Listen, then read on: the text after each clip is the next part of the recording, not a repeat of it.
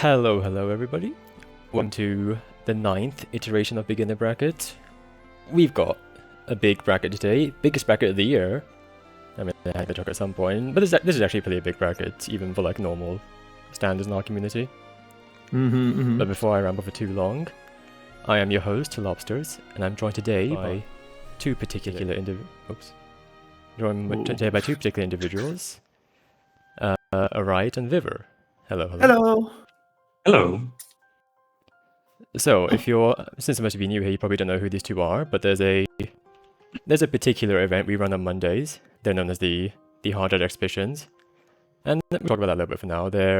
I say that other than these beginner brackets, they're the most beginner-friendly sort of things because you can sign up for those on a lot of sign-up sheets, and you can specify that you're a beginner. You're a beginner, and they'll match you with other beginners, and you can also ask for analytical commentary. And it's a first to 5, so you get a nice large commentary block to play a game with someone around your skill level and help commentate every game. And this if pair you of commentators, go. I want for you to finish that up. This pair of commentators are the pair that you'll frequently find in the second half of that block. And almost every time. And let's just say they're more focused on analytical commentary than whoever in the first half. Usually, I'll leave it on that. Yeah, you're going robotic, just the passing of time. So I think that was my cable, but soon I will lose myself off the face of the earth and leave it to you guys. Yeah, and you'll. Seems better. Seems better now. Yeah. Huh? Perhaps.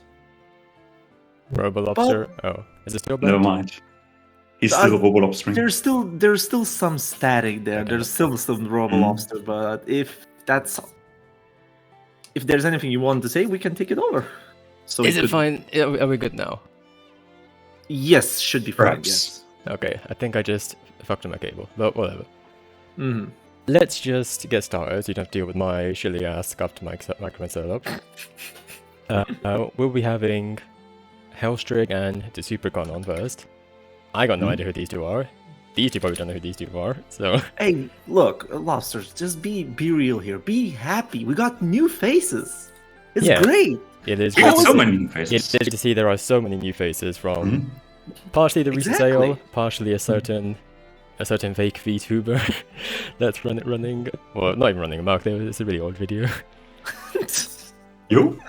Yo. Alright. While those... Oh, I should have Saki. Should be a channel link later on. Why am I always being bullied for being on commentary? Look at this Saki man doing this to me.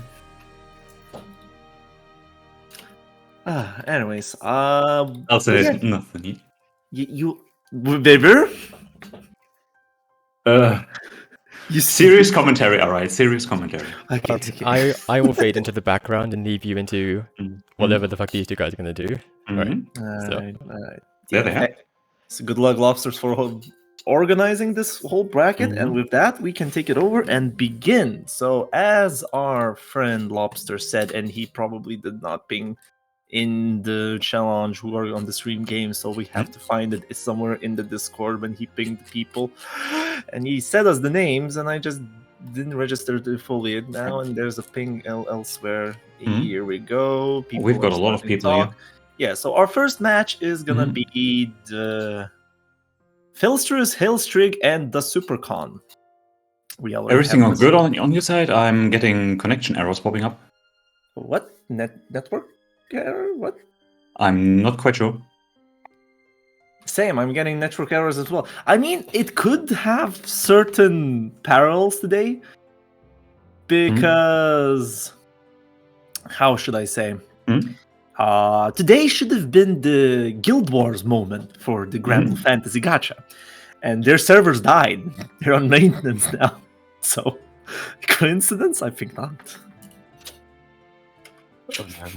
It's a funny coincidence. Also, Cheshire just going with already. This is gonna be extremely embarrassing. It's fine. We're here to help you learn and make your plays less embarrassing. Well, sure, but in the end, that's how it is. Joining your first tournament always takes a certain degree of, well, overcoming that embarrassment.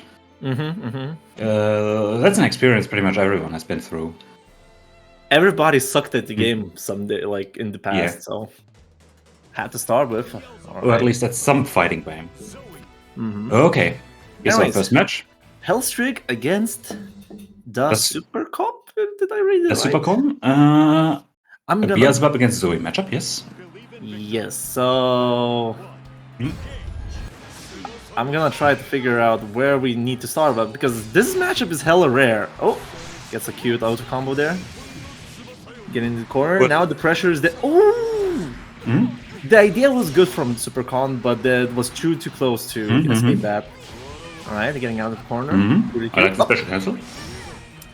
Okay. It seems that Hellstrig. I mean, this. Ooh! Either, Okay.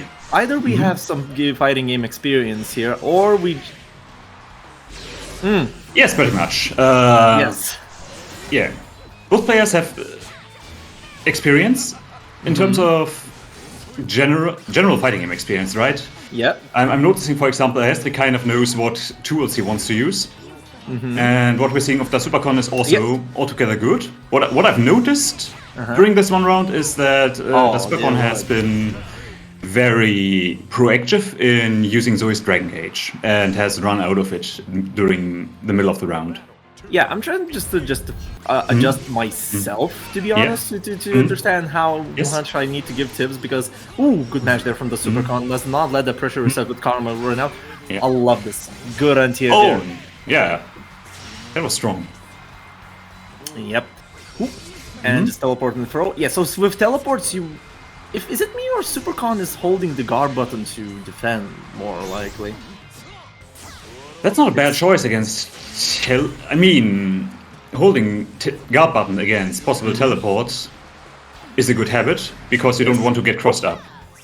However, if you are in neutral game and Beelzebub is teleporting at you, the intended answer in this game is simply to hit Beelzebub before he can hit you. His teleport isn't very fast. If you are paying attention to what Beelzebub is doing and see him starting a teleport, then you can hit him with, depending on the distance, a close light, to medium or far medium or any other of your pokes, and interrupt his attempt to start an offense. Yeah, definitely. Mhm. I'm just trying to Yeah. figure here. Yeah. Because they do seem that they have experience. They're rough around the edges to figuring. Oh, here we No, go. no. Have you seen this is really good Beelzebub sequences. Yes. I'm going to straight up say that this is not just some experience. He's got good experience with Beelzebub, knows what the character wants to do, and knows what options are good. Ask the right people, played the right Yeah. games, or watch the right replays, which are a good combination for any beginner to start with. Yeah. Well, at the same time, we need to talk about the Supercon. The first thing that I've noticed that the Supercon is getting opened up easily is the teleport. You can. The thing is, the teleport still has recovery afterwards, so you can punish it, or at least get a plus on block the situation there. Exactly. So, nice. Gets EXDP. Did not finish the combo there. Could have hit a 2M, I think. Almost DP. This is a bit of an upside. This is like maybe a bit too abstract, but I feel like the Supercon is mostly not that used to their character yet, not that used to Zoe. Probably, so yes. in general, what they're doing in neutral and what they are doing in pressure and in most situations isn't quite using the strengths of the characters as much as Hellstrig is using his strengths. Lovely. Good. We clearly see I think that was a good an example of this kind of interaction here. The Supercon had the right player read there, that shows a clear amount of fighting game skill to block the wake up Dragon Punch, which has been happening a lot so far. However, the punish has been relatively weak with only a throw. In this game, you should be able to punish Beelzebub's EX DP on block, like any other DP with, at the very least, a close heavy into special cancel starter, which does more damage and gives you a better knockdown. In Zoe's case, it's usually the Wrecker you would want to special cancel. OD, This should be a punish whiff, OD. however. No. Yeah. You can punish the OD there as long as it doesn't hit.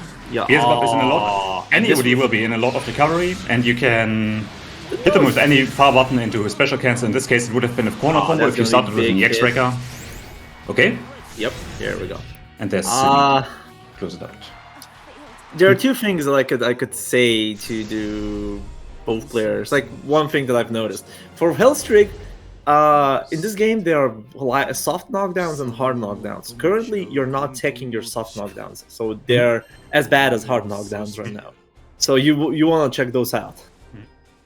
Because Zoe is a set play character, and you're giving her hard knockdowns like that just gives her even more advantage than you want to.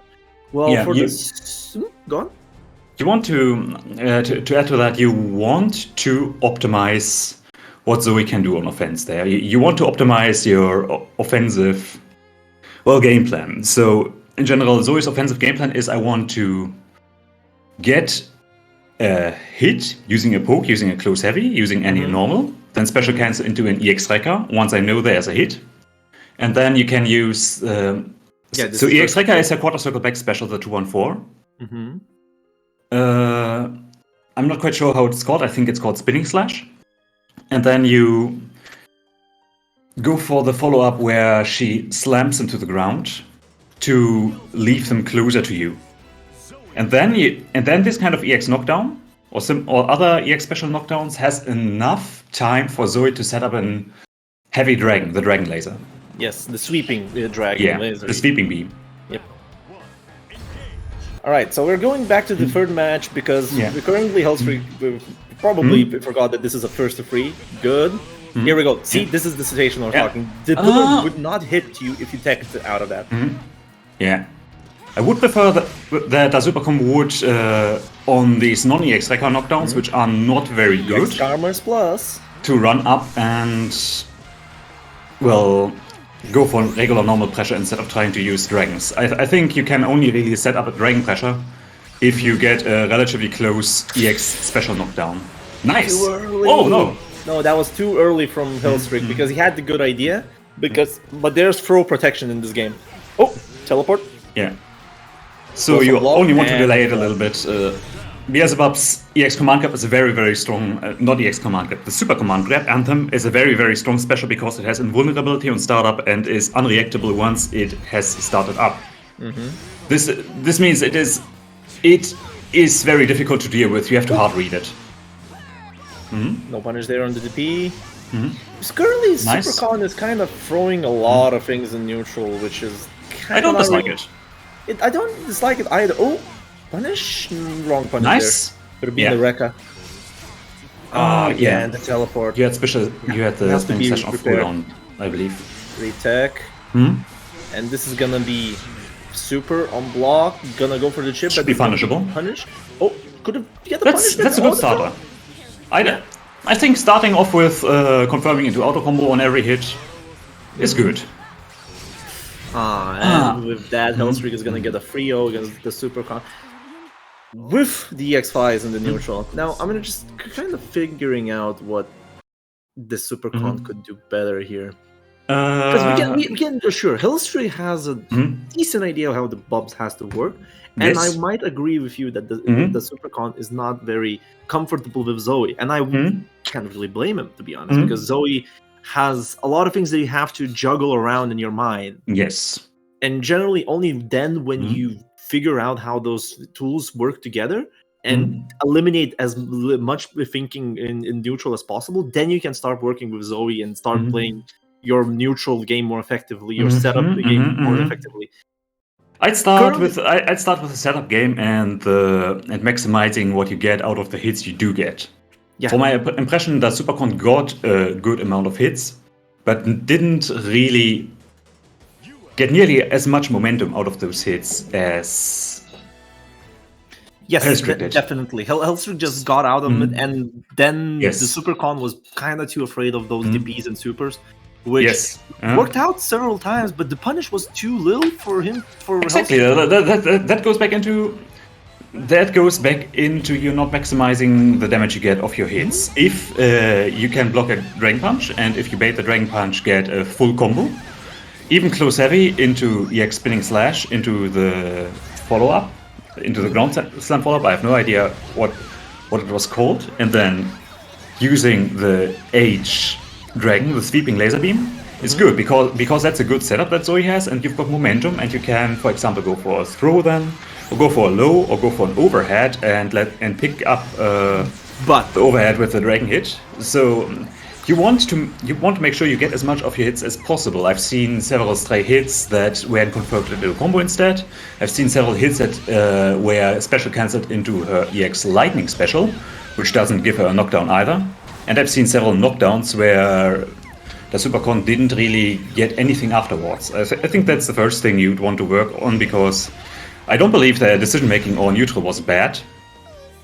yeah, But it's going to look bad if you don't make the most out of your chances. okay, because we're kind of going a bit too trying here. Let's be real here. The Supercon had good idea in neutral because he was Yes. pressing 2M. Yes. Let's be real. Zoe's 2M is really good neutral button, and he Yeah. was using it very liberally, which is a very good thing to build around your game plan, your play style, and what you want to achieve at. Yeah. Wait. So- Wait. Which one? Oh, yes. What? Hello? Stream. Has the game already started? Were Are you currently watching a were you video guys game? Were you guys not No. watching this? What? No! I'm getting connection errors. Oh, We're- I I was can wondering- I can what only the see one UL. Fuck! I was wondering when are they going to start talking about the previous turn? Talk about this. We're not getting into the game. No. Okay, then let's go. Twitch replay. It's not the first and not the last time we did this. So anyways, congratulations to Churchill getting the first match there. Well, we're talking bullshit. Oh boy. I'm okay. going to restart Gandu. Please also make sure to remake the lobby after this game. Yes, Might be bugged out. definitely. But anyways, yeah, we're having what? What are you doing? What are you doing? What are you doing? The game, their set just ended. It was fine. What? Oh wait, it doesn't kick them out. No, because they both went and do the second match, my friend. God damn it! I thought it kicked them out if you did that. Ah, fuck. I lack the information. Hold up, I'm gonna. Jesus fucking Christ! What? Hello? All right, so what's happening? fun fact: I'm Alta-4ing. You're boring. I already had to. So I'm seeing a UL mirror. I sadly lack information about the first game that happened. UL is a character that in particular is very fast and has a very strong far medium, because it is a very fast, very long range button that you can relatively easily confirm and that is very difficult to contest. So I would like in general every UL player to start with using far medium a lot in neutral. Can never be a bad idea. Can I be real here? Yeah. I like that Viver is actually trying to do analytical commentary, even if we're not seeing a single thing about the game that's going on right now. Yeah, I am watching the Twitch stream right now. Yeah, I'm Oh, okay. watching it seriously. Oh, there's the OD, Nice. which was pretty late. Exactly, I don't know how late we are with this Twitch stream right now. Yeah. So I think going for play-by-play is relatively useless. We should be simply trying to analyze how the matchup is in general going. Yeah, we can start working it. Yeah. First tip I could give for both. Oh, never mind. What? DX. Okay. We were off really hard. Who We won were this? really off hard. Yeah. Because Lobster's going to fucking. Oh my god. Okay. Nice. Hey, this is just gonna be our warm up to commentary because this is only the first games. We Yeah. particularly don't have anything to say, and I can feel your enthusiasm in analytical commentary right now. Yeah. So one thing I'm noticing is this match seems to revolve around a lot around pressure right now. A lot around what happens in certain pressure situations. A lot of ending on minus on block with else Dalit Sky, or that's a nice super on wake up or similar options. And if that is happening, you want to make sure you make use of the minus frames that your opponent is handling you. So if you press your, I think, 2M, for example, as fast as possible, and your opponent does, Starlit Sky is negative enough on block that you as a defender should always win if you block it. And then take your turn. Second of all, I'm seeing not a lot of respect on Wake Up so far. Zealot has just used close heavy on Wake Up. This is a problem if Judge knows what to do, has a meteors down, knows their Wake Up options, knows their pressure. I'm trying to find gaps into your talk where I can, come in what to talk, but I don't really have anything to talk about as well. I see. Go for it. I see. Yeah. Either you respect Wake Up or you straight up just go for Dragon Punch. Oh, I respect that. That was. You respect what? I respect the real. What do you respect right now? Please tell me. I respect that Zealot just hit confirmed into UL's third stance to H, the funny fire flip. Because definitely I don't know what you're seeing right now, because I'm already in the game, spectating the game, but there's different things on the stream. Mm-hmm. It's chaotic right now. So we're sorry for the quality of our commentary. Blame it on us. The quality of commentary cannot be fixed when we don't know what to commentate. Yeah. Well, generally Viver has an idea what to commentate because he pulled out the... you should have hit confirmed the super. Spending super is very important in this game. You've got a super bar that fills up gradually over a match, right? You can see that bar under the health bar, and yeah, sir, I want to tell you that is free real estate. That super bar is free. It's always there. If you're not spending it at the end of the round, you are not optimizing your game plan. Mm-hmm. So, and in that particular situation, Zealot could have killed if he had hit confirmed his auto combo into her Skybound art, the double quarter circle forward. Damn. I just saw how Zealot killed with... Wait. Yeah. Hold up, am I... I don't know. Yeah, I'm synced up. Okay, I can now commentate. Please do. Alright, so... Let's talk how our gameplay in general is working out here, because I've noticed that Zealot's been working a lot on the stance, just going in neutral stance. Yes, it's auto parry stance, but remember that you can still get clipped by the lows. And one of the better lows that I don't remember, Yule's to M is a low? Yule's to M is not a low. There's very few to M. Never mind, then there's 2 and 2L. To U and 2L, yeah. Yes. Huh? Oh, confirm into super there, and nice. Zealot is gonna get the third game, and that'll be it for our Yule mirror. Love it when players apply the advice we're giving mid-set. No matter how intentional that might have been.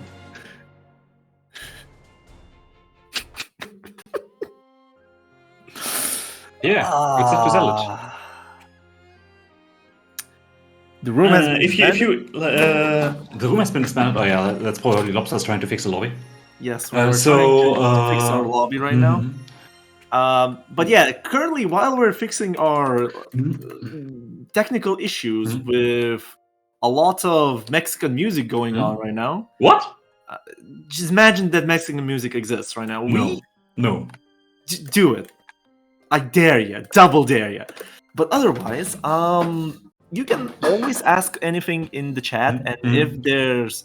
What are you on about? Okay, for fuck's sake, I'm gonna... So please ask Lobsters if you were playing in the set and want commentary on it. We're going to do our best to then re-commentate it based on the replays, because this sadly was pretty chaotic.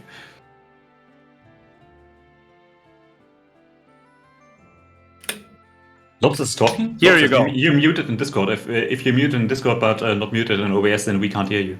Here you go, Cake. This is what I'm on about. I see. All right. What was about? Right. So till we get our second round games, do not be afraid to ask questions in the chat, because we are reading that and we can answer those to a certain degree. Depends how long the answer requires of answering. If you're asking, what is the path of becoming a good player in fighting games? Well, the answer was just play. Damn. I've just opened the challenge, and I didn't actually know how many players we had, so I'm floored. I thought we had like 20. my brother in Christ, Lobsters did tell us that this is the record amount of people. Then he would also have been a record, I think. Uh-huh. So this is an incredible week. Oh yeah, this is definitely. We're extremely honored that so many players How playing do, today. how do I not suck anymore? Ad Killers asks. That is a very My broad answer is same. play more. But if I had to be serious, yes. The general gist is that 80% of your whole gameplay in any of the fighting games will consist of your experience, of knowing how the interactions happen between your character and your opponent character, what you can do to optimize your game and your decision making. Yeah. And generally, it's gonna be fueled by what you've already experienced. The other 20% is basically what you're putting in off time from the game, researching, looking at other games, looking how a higher level player games, and so on. So the best tip for stars would be do not feel overwhelmed at this. It's a long journey, and gathering that experience takes a long time. So yes. Play and first focus on optimizing your own character and making sure that you are comfortable with the character you're playing. You know what in general your strongest options are, how generally to get the most damage out of the hits that you do get. Yeah, that's pretty much it. Generally, trying to first learn your own character and making sure you're comfortable with them and not letting a lot of things on the table is the fastest way to improve. And also one of the easier ones because it mostly involves playing training mode. Oh no. So you basically can actually optimize. The luxury of training mode is you don't have to learn learning how to interact with other players is way harder than learning how your own character works. Learning how your own character works only takes enough time in training mode. You don't have to think about what the other person does.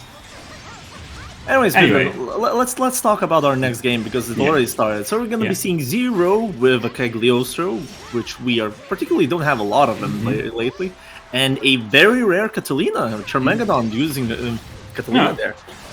But it's a good Catalina so far. I'm seeing that Charmageddon optimizes the hits, gets a lot of damage out of the corner combo. Well, there were some universal overhead shenanigans there, probably muscle memory from rush conversions, and that's gonna be a convert from jumping into kill. That was too fast. I don't know. Both players. Yeah, it was pretty fast. Charmageddon got put off guard there, I think, put off balance. Oh, no anti-air. Gonna get a counter hit there in the corner. Oh yeah. That's a lot of disrespect on Wake Up, and also the reason why Charmageddon has perhaps. So both players actually are feeling each other out on their opponent's offense. Well, hey, what is kind of stopping you from going full Unga and establishing what you're gonna do on the offense? It's good. Rather, it's full Unga on defense. Both players have been using Wake Up attacks. Oh, that was an anti-air! That was a good anti-air. However, using Wake Up attacks, it's good, but if you notice your opponent is consistently able to hit you on your Wake Up while you're trying to go for a Wake Up 2M or Close Heavy or something like that, it is time to block. However, so far Charmageddon is doing well enough. Both players are not being particularly clean with their offense, so it works out well. Something's going on there. Yeah. Oh, Charmageddon is getting hit by one of the specialties of this game. I feel like they know fighting games, but they aren't quite used to Grandu having cooldowns yet. So they try to hit confirm multiple times into a special they didn't actually currently have. And using a lot of EX moves as well. Yeah, I mean, it's good though. You want to use EX moves. It's better to use too many EX moves than too few EX moves early on. Alright. It's better that you use a lot of them because I think... you want the knockdowns, you want the damage. The corner combos that Charmageddon got were good. Can I just say one thing? My biggest tip: blocking doesn't kill you. Yeah. That's all I'm gonna say. Blocking doesn't kill you, and taking the throw in this game is usually pretty good for the defender. It is the lowest risk option, and every throw you go for, if you know how to defend, is relatively risky for the attacker. So, blocking wouldn't kill either of the players right now. Oh my lord! Oh my goodness, what is going? By the way, auto combo finishers are minus. Here we go. Charmageddon, you can take your turn there easily. Oh, punish? And that's a punish? But no combo to survive. Yeah. So It could have been an generally attempted one, to be honest. Generally speaking, if you have super bar and you can see it can kill, just burn that cash. Yeah, and just use easy input. This is actually another super. This is a super general advice in this game as well. As a general rule of thumb, using easy inputs is not noobish. In fact, it feels to me, after having played this game for a long time, that the longer you're playing this game for, the more you're relying on easy inputs. Oh, definitely. Because it's straight up just Yeah. that much easier. So, for example, if the combo into super would kill, even with easy input, then you do the easy input. No sense in actually doing something that could drop. Nice. That's gonna be a fast game for Charmageddon. Could have had a very cute kill there with the super, Yeah. but unfortunately dropped because probably didn't cancel in type. And it's the same thing. There are some supers that I don't know how much in depth do I need to go. What are the differences between the ease inputs here? Probably not. So technical input can do more damage, depending on the combo, especially in Can long do combos. more I think that's how we can talk about this. Well, there are several differences. Yes, but it's not very important right now. It's It has higher minimum damage. Yeah, that was. And Charmageddon currently is starting to win because Zero's block strings are very unsafe. Zero is usually ending in Alexandrias, which are punishable on block, and Charmageddon has slowly started to find the timing in which they can punish that option. All right, good throw. I like that. Ooh. Okay, nice. The traps do trigger after a time. Also, there's tons of jump-ins. I'd like to say just anti-air, just press too heavy in the right timing, but using a too heavy against Katalina's jump U is relatively difficult compared to most other jump-ins. However, it would definitely yield you a lot of rewards if you were to wait for Charmageddon to jump in here and too heavy them at the right time. Jesus. Yes. So currently, nice conversion there from Charmageddon. As I said, my tip is gonna still stay the same for both players, actually equally. That blocking doesn't kill you.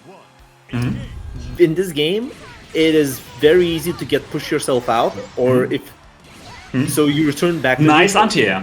Nice, yeah. I also like that Charmageddon got a hard knockdown of the anti-air. That's good. Yes, cooldowns, baby.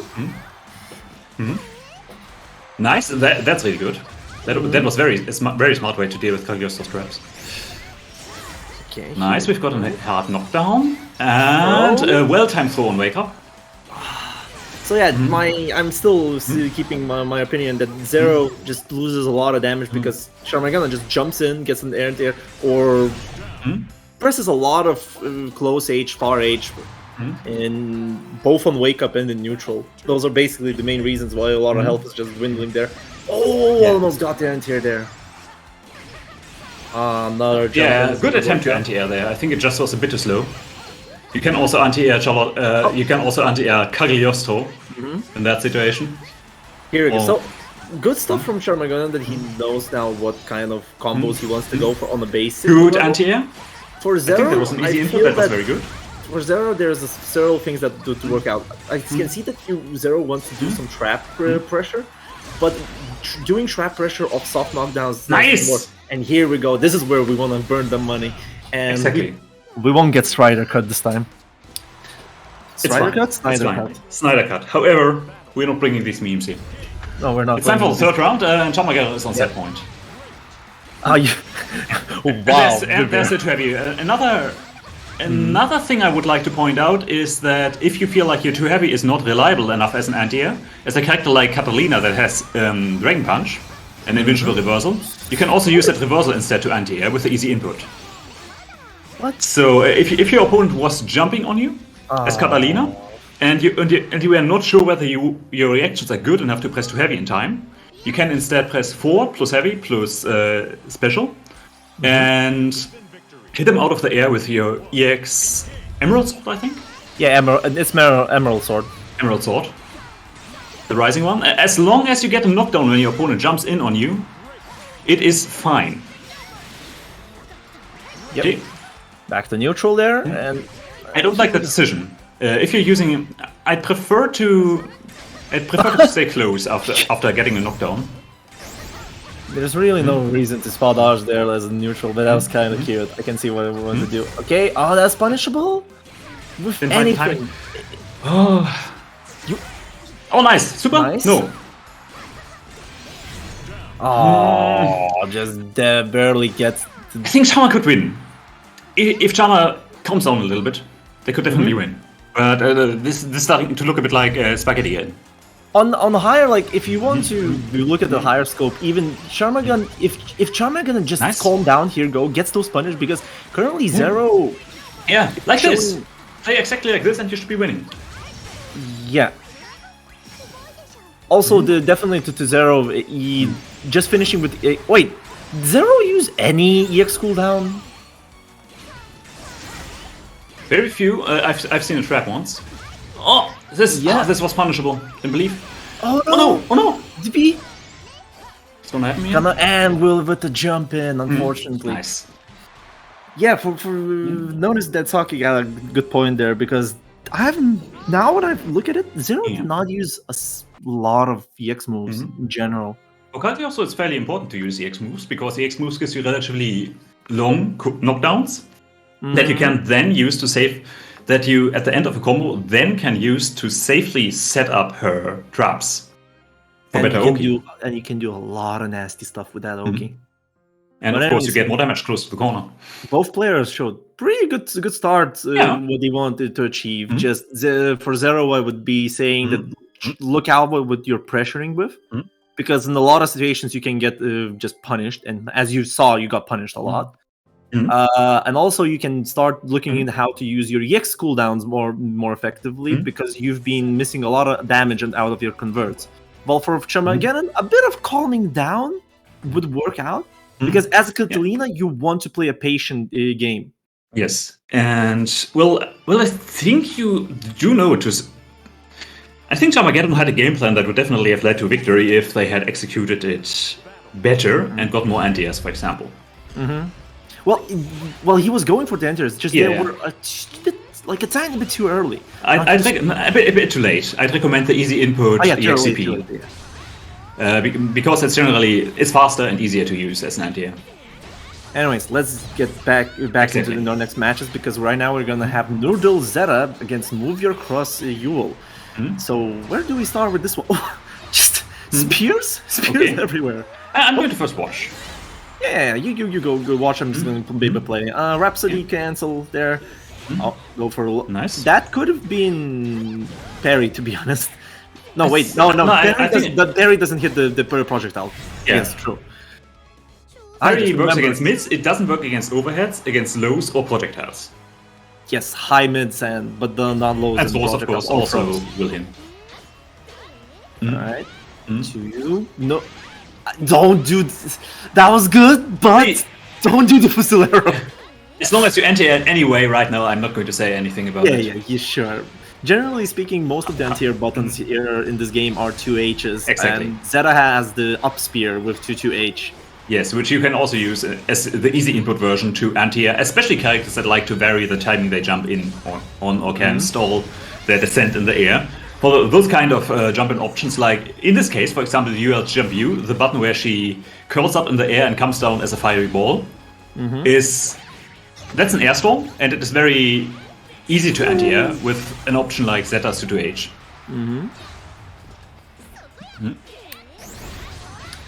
I'm just kind of starting to what are you doing? You're not chipping the hell out of the person right now. They're gonna get punished, and you could have punished that into kill. Yeah, with the no, close I had heavy, especially close heavy cancelled into super could have killed there. Well, I guess it's an advice I'd give right now for both players is that they could be optimizing their characters more. So it's straight up experience. Play the character more, play them more in training mode, get comfortable with the execution, and get comfortable with the kind of combos you do when hitting an option. Not just When hitting a normal. optimizing. Currently, I'm just seeing from their game plan, they have. I don't know. How should I say it? It's Move Your Cross approaches his opponent. Oh yeah, what I'd also like to tell Noodle is I don't know if they're using it like that, but Zeta's Rising Spear doesn't have any invincibility. No, it doesn't. Yeah. So it would show. Oh, too early to Yeah. cancel. Rhapsody is your defensive option if you want to rely on one. Nash. Does not follow that up, but got good punish there from Move Your Cross. We take those. We take that punish there, and that is punishable, but not really. Nice. At that point, I'd say that if you saw the spear back, it's a funny knowledge for Euro players. You can SBA punish that at that given with SBA, he's talking about the Skybound about your super. The normal super, not the low health. The regular super. We gotta nice use awareness. we can't really use terminology like that, can't we, huh? We're trying. This should be punishable on block. Move for kills, I think, used the right option to punish with, but a bit too late. I like the EX reversal. Yeah. If you want to DP on Wake Up, if you want to go for an invincible reversal on Wake Up, I would recommend you always use an EX in this game so that you get a good knockdown. Non-EX reversals tend to not give you good enough knockdowns to go for pressure afterwards. Big damage, good gonna get knocked down, and we are seeing the first backshift of the evening. And this time, Muffikus punishes the unsafe double forward spear. So if you want to just use that option in neutral, etc., just check someone, see whether they're going to be getting hit by a rushing spear by the normal Spear of Arvis version. I think it's called the 6-6, the forward. I would recommend that you use the EX version instead. The EX version, but on the other hand, I would like to. You can start using your regular spears more. Well, I guess more intelligent, because right now. Yes, sure. What I want to say, but I think that. You're there are only 2 hits. This is why I'm recommending EX spear. It's relatively easy to confirm the situation, whether you got a hit or not, and then make yourself safe with a third move back. I do agree with you on that one. What I want to just say that currently, Neural is not using one specific thing that Zetas usually do. It's the 2M game. Oh, was that a misinput? Probably a miss. And don't punish supers with supers. You don't. Yeah. So, in this game, it is always more damage to punish with a close heavy special cancel into super than to punish with a raw super. I'm not going to go into too much detail why, but the way damage scaling works is that the first 2 inputs you do in a combo are unscaled. So close heavy into super is going to be fully unscaled and does a lot of damage. It's gonna still and easier because it's faster. Nice, far medium gaming. Want to see that more often. So what I wanted to say about Zeta is that 2M and 4M is her best pokes, and you can buffer in your spears then. So not only that you will, as you said, EX spears are good to use because it's gonna give you more time to confirm. Right? Yes. Same goes for 2M into regular spears. Sure. Because it's an extra hit. Exactly. Okay. So what Arite is talking about here is always canceling your 2M into a forward spear, no matter whether it's going to be hitting or not, and then trying to react to whether that 2M hit, and then escaping. To try and keep yourself a bit more safe, but hit people if the 2M does hit, because Zeta has very long range on her normals. On her crouching medium, on her far medium, and also on her far heavy. She's got extremely good attacks that can keep most characters in this game at bay. And with the super is gonna hit, almost got parried there though. Catch him walking back. Yeah. That was counter hit, I believe, but it was a good. That was good by Muffikus, because auto combos in this game are always negative on block. So if both players try to attack after, say, player A's auto combo, the Zeta's auto combo is blocked here, then UL will always win. So you want to always be disrespecting, or almost always, by using a fast option like US to U. Man, they're so hard to say, yeah, that is punishable. The thing is, when you're hearing us saying that is punishable, generally speaking, if the opponent is very close to you, you can do it that was funny. Nice. That was funny, but UL was off the ground. So she's unthrowable, and then threw Zeta herself. Cute little interaction. Yeah. Oh! Nice anti-air. Very late anti-air, but that was... Oh, no, super! Yeah, could have special cancelled. Even a normal special cancel would have worked there. Yeah, that would work. Wow. Wake up throw. I like the throw. Muffikus has been using several throws, so trying to tag them preemptively made sense. It made sense, but generally speaking, you do have time for that. But that's throw protection, all shenanigans. But yes, Move Your Curse will be playing a lot of on wake up throws or run up throws like that. That dodged the laser. Good. Nice. Okay, Good spear. good use of Zeta's attacks there. Mufioko's got a knockdown here. Good. Look, very beautiful meaty. Could have gone. There's in an a out very combo good here? version. Hmm? So yeah, for So, Nurgle. Yeah, go on. I think Yeah, we have to say we want to say. Zeta's combo starter in the corner is cancelling into EX Laser. The EX Laser then will wall bounce, allowing Zeta to use extended combos. Or parry, the parry Yeah. is into knee, the H follow up. Yeah. Oh no! There's a raw super again. It worked this time, but the reason why Aride is always being a bit like, I don't know about that, is because you can generally, if you did nothing, block in Skybound Art a super after the super flash came out. You have a lot of time to react. And usually, if nothing is happening on the screen and say Mufioko's has kind of just is not particularly doing anything, then there's usually no reason why that super should be hitting, and then you spend a lot of meter on getting punished, which is very, very bad. Generally speaking, you're using your super. This is gonna be Okay. blocked. Yeah. Yeah. Generally speaking, you're using your super bar. It has the most value if you know when you're gonna hit your super. Exactly. And that there are only two situations that you can guarantee that. Yeah. Either from combo or using the most esports sick reads on your opponent. Which Yeah. currently you're probably now guessing that your opponent is gonna do something in neutral. Nice That's jump why in here to avoid. Oh, I think that was an attempt to go for a super, but it didn't quite work out. So now UL has to worry about chip. Yeah, this would have chipped. The only way you were surviving as UL there would be to use an EXCP or a super on block and hope that you were getting the or punish. overdrive. Yeah, overdrive. Right, that's That's gonna a good be- point. Overdrive is basically the most user-friendly way to use the meter in this game. When you're low on life, when you're panicking, when you've got full bar, and your opponent has just knocked you down, in a beginner tournament, I'd say always use overdrive. It's gonna save your bacon. Overdrive is very particularly strong because it requires very specific way of dealing against it. Exactly. You have to first look out exactly for overdrive, and then second react in time with a spot dodge. Exactly a spot dodge. Most other things in this game won't cut it. So I think up and until around mid-level, you're going to be getting away with murder by using overdrives. He's dead. So I'd recommend every player in this game. I want to see at least one overdrive per set from each player in this tournament, starting from now on out. And let's be real here. If you see any, how should I say, very grumpy boomers around in the server saying "fuck overdrive," they're right. But at the same time, use it while you can. And those boomers are grumpy because overdrive works against them too. Use it. Exactly. Anyway, I'm gonna be right back. All right. So while we're waiting for probably this is our third round coming up soon. These matches are going very sickly fast, I think. Or am I right? Or am I not right? Probably I'm not right because it's hard to keep tracking of which players are going to come up soon. But yeah, while we're waiting for the round 3 and Vivir is gone, I am capable of actually answering any questions if you have.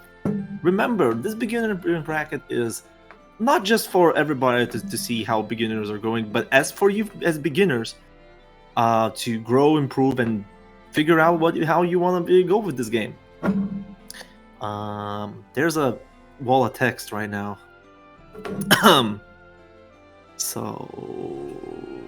Okay, while we're a bit time, here's a bit how to improve your defense. Yeah, so with defense, there's so many aspects on defense, and it's really hard to actually start talking about all of them. But the first tip, if you want like highest level of tip, reduce the amount of buttons you press. No, it's insane. It's very insane how different it is to basically block. Remember I said in the previous matches that blocking doesn't kill you. And I'd be right. There is the Sage Am neutral video now that the Krakatoa is has made for Guilty Gear Strive. Yes, and it talks about the Machabo Footsie's triangle. But right now, that you don't care about the triangle. The triangle is meant for intermediate players right now. Right now, what you want to start working with, if you want to improve your defense, is pressing less buttons and blocking and figuring why you're pressing the button. And you can... What's the triangle on the keyboard? But yeah, that would be my first tip from the defense. I could go into depth if you asked me in the HEB server on that. And sorry that I did not read the second part of the whole shebang. I get hit by when I press a button because I think I can punish. It's experience issue. Yes, you can say it's experience issue. And to deal with that experience issue is just by not doing anything and seeing what is happening. Why do they do that? And well, the funny part is that in the beginner levels, if I have to be to a certain level honest here, it's easy to kill yourself in a sense. It's easy to make mistakes or press cancels or misconfirm and get punished for it really hard against anybody that knows how to deal with those things. And you get used to that because in the beginner levels, people do not punish you. Hence, why I recommend you is that if you're blocking something a lot of times and you can see that you're blocking it, and like for instance, Cagliostro was hula loop jump, right? I don't remember. Alexandria, right? All of them are punishable on block. They move forward, and if you get hit by pressing buttons, that means that you did not decide or did not have the muscle memory experience to deal with it. Yeah. And you can straight up just practice that in training mode. Set the Cagliostro training dummy if you of course have bought Cagliostro to use an auto combo, special cancel to hula hoop, and see whether you can punish them. If you punish them, then you can see the punish notification. Anyway, we're back to a UL against Zeta match. Oh wait, this is another match? Here we go, combos. We got those. Nice. Nice. Oh, that's too much. That's too much. There's combo limit. Oh, Small Angelo and tries to DP out of there. All right. Seeing here still is incredibly good. Nice, yes. I'm gonna tell you, I am liking what I see here now. This is good. This is unironically good. Nice. Yeah. Here we go. This is what we're talking about. This is how it looks when you do know what your character does and how to press advantage as your character. This is a hurdle that Rin has already cleared. They are proficient with what Zeta does, how to maximize the damage you get when playing as Zeta, and how to maximize the situation afterwards. Here we go. Okay, try to go for some. Yeah, good. This is the character knowledge. Going with the low there. Yeah. Okay. That, right, I don't remember. Is the backflip non-EX plus on block? According to Ardan, yes. All right. According to Ardan. Yes. All right. Oh, could have went for the SBA there to kill it. Nice conversion. Oh. All right. I see how it is. So Rin looking very solid right now on the Zeta aspects here, because getting all those damages, I can't really. What? Okay. Stop. What is going on? Small. I don't know what's going on here. Oh, okay. They're back on the stick. Something has happened. Something happened. Yeah. Anyway, it's a small handicap. We're fine. Alright, here we go. Okay. Yeah, good DP. Good reversal. If you want to relieve some pressure with your opponent on you, then that's definitely the way to use your options. Alright. As long as they're close. I'm just... See, now, I've just all I like the patience. I like how patient Small Angelo is sometimes playing this matchup, being like, okay, I'm gonna wait and see what happens. Zeta cannot harm me from back here. That would be patience, but at the same time I could... Well, if I had to look at a bit from beginner's perspective, it might be fear. You have less health than your opponent, and your opponent is basically zoning you out. What you're trying to approach here, and not knowing that, you can mistake it for patience. That's how I at least see it, because yes, Small Angelo right now, after seeing that first round, is playing extremely cautiously. Just look at that. Small Angelo is getting a lot of hits, but not making the most out of most of them. As UL, I think you can always special cancel without being punished for it into your L Scarlet Sky. It's always going to be more damage, and it's not going to be unsafe on block. You can do the same thing with the X Scarlet Sky to get knockdown in exchange for using the cooldown. Damn, death by 1,000 cuts. Rin is just eating a lot of those. Oh, That DP is air blockable as but well. the anti-air works. Oh, and a DP, Nice one. yeah, I'm back again. Nice revenge DP. Whew, alright. It's based on that round. Small Angelo's decision making is honestly good enough to hang in. Small It's Angelo... just about how much you make of the hits you do get. Alright. No, just Nice. from jumping. Ring punch on wake up. Only That's the beginner version. brackets, my guys. Alright. Oh, could have been a good is- conversion there. Oh, good Rush. Rush Yeah, that's conversion. good. That's good. That's good. Yeah, that's good. Rush damage. conversion is good. Rush is put the chip on block. You can. Oh, There's no risk in special canceling into Rush. Good burn on It creates Smarty. a lot of space. And here we go. So, yeah, That's unfortunately. painful. So for Small Angelo, the thing is, Zeta is that kind of character that excels at so-called pogo pressure. Basically, every time she gets a hard knockdown on you from EX or the supers, Yeah. she just jumps in with the pogo, which you cannot DP. There Yeah. are so-called safe jumps. Yes. Let's not get into safe jump options select just yet. Just to say that they are safe against your DPs and against your buttons, and they're always gonna hit you meaty. Let's just keep it labeled Yes. at that. All right. Nice, gonna I go like for the rush. Yeah. So far, what I'm seeing that it goes to the same problem that you've been noticing, Vivir, is that Small Angelo might not get a lot of damage out of the conversions, right? With Yule. Yes. Probably due to the lack amount of the Yeah. knowledge compared to like how much Rin is getting out of the hits. Oh, here we go. Gonna get the E here. I feel like that's a suspicious timing. I feel like Small Angelo is pressing buttons, the wrong buttons in exactly the right timing you'd need to actually What was anti. that? That looks good. Which kind of game would have an anti-air be on the button that you're usually using for Gramlu?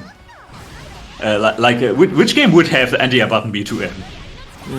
Oh, and the EXP from the full screen. Wait, if Small Pasta didn't do anything, that one could have been parried. Yeah. True. Oh no! Could have seen something very funny. Good yeah, one from that Rin, would and be- Small Angelo did the right things in a lot of cases, but I'd recommend using more special cancels. Special canceling, especially into Light Starlit Sky, her quarter circle forward special. Just so that you can get more reward, more damage, and a knockdown from the many hits you were getting. For 8 killer, the special cancels is basically that most of the button, well, every Yeah, button so- except for some exceptions. are Yes, so special let's start from the very beginning. In fighting games, you've got when you press buttons in a fighting game, you can make your character act and attack. If you press just a button without any special input, we refer to these kind of buttons as normals. So you're standing light, you're standing medium, you're standing heavy. All of those buttons, all of those attacks are normals. However, if you have to use a special input, such as a quarter circle forward, to use the move, or, for example, in this game, use an easy input, are they called easy inputs? I'm not quite sure. I'm not quite sure how they're called. The easy input button, and use something that has a cooldown. Anything in this game that has a cooldown is called a special, and you can, if you input the special at the right timing, while the normal is hitting, then you can cancel the normal into the special. That's basically something that almost every fighting game will have. Yes, it was made as a bug in Street Fighter 2, and it's now a standard since then. So Yes. all right. So we can continue on with the games, but if you, yeah, if you want to see how special cancels work, I think most combo trials in this game should usually feature them at some definitely point. So and you can kind of, I think the game also has demonstrations. You can see how the combo is supposed to look, how a special cancel is supposed to look in action. All right. So I have a sneeze coming up right now while we're waiting for the game. So But special canceling was intended, but special canceling sweeps into Fireball Show was a mistake in that game. are we waiting for? Oh yeah, here we go. Rundy and Sean. Yeah. I like seeing so many new faces. It's very random. Yeah. And all of them are playing girls. I'm gonna have to say, there's a lot of taste in this game. However, none of you are playing Narmaya, so maybe your taste isn't quite that good. I mean, nobody plays Vasaraga right now, so shut the fuck up. Vasaraga is not a cute girl, I'm sorry to say. That is a fair assessment, but fuck. Nice. So this is what I was talking about, Zoe, earlier. This is how Zoe runs her offense. You get a far heavy or far medium or to medium at a range. You special cancel it into her EX spinning slash. Plus and blah, and you that get is knockdown, plus, and then set up a dragon. Almost had the convert there. Okay, that is okay. You had to hold it. That is punishable on block, so could have just waited and out, and it would be nice. Okay, EX gonna get the knockdown, and that is punishable. Yeah. Oh no! All right, that works out. That's good. That was a very good reaction. Yeah, good reaction on this jump from 5U jump from Vera there. But the thing is, on block you can absolutely make her eat it. Okay, so I'm liking what Rundy is trying. Rundy's showing this one skill, which is called adapting on the fly. Like you saw the situation that this EX helicopter is working, and you're not sure what it does. So try to do at least something, you know. It's how the Evo champ says in the any fairy matchup, you should just try something. Am I right?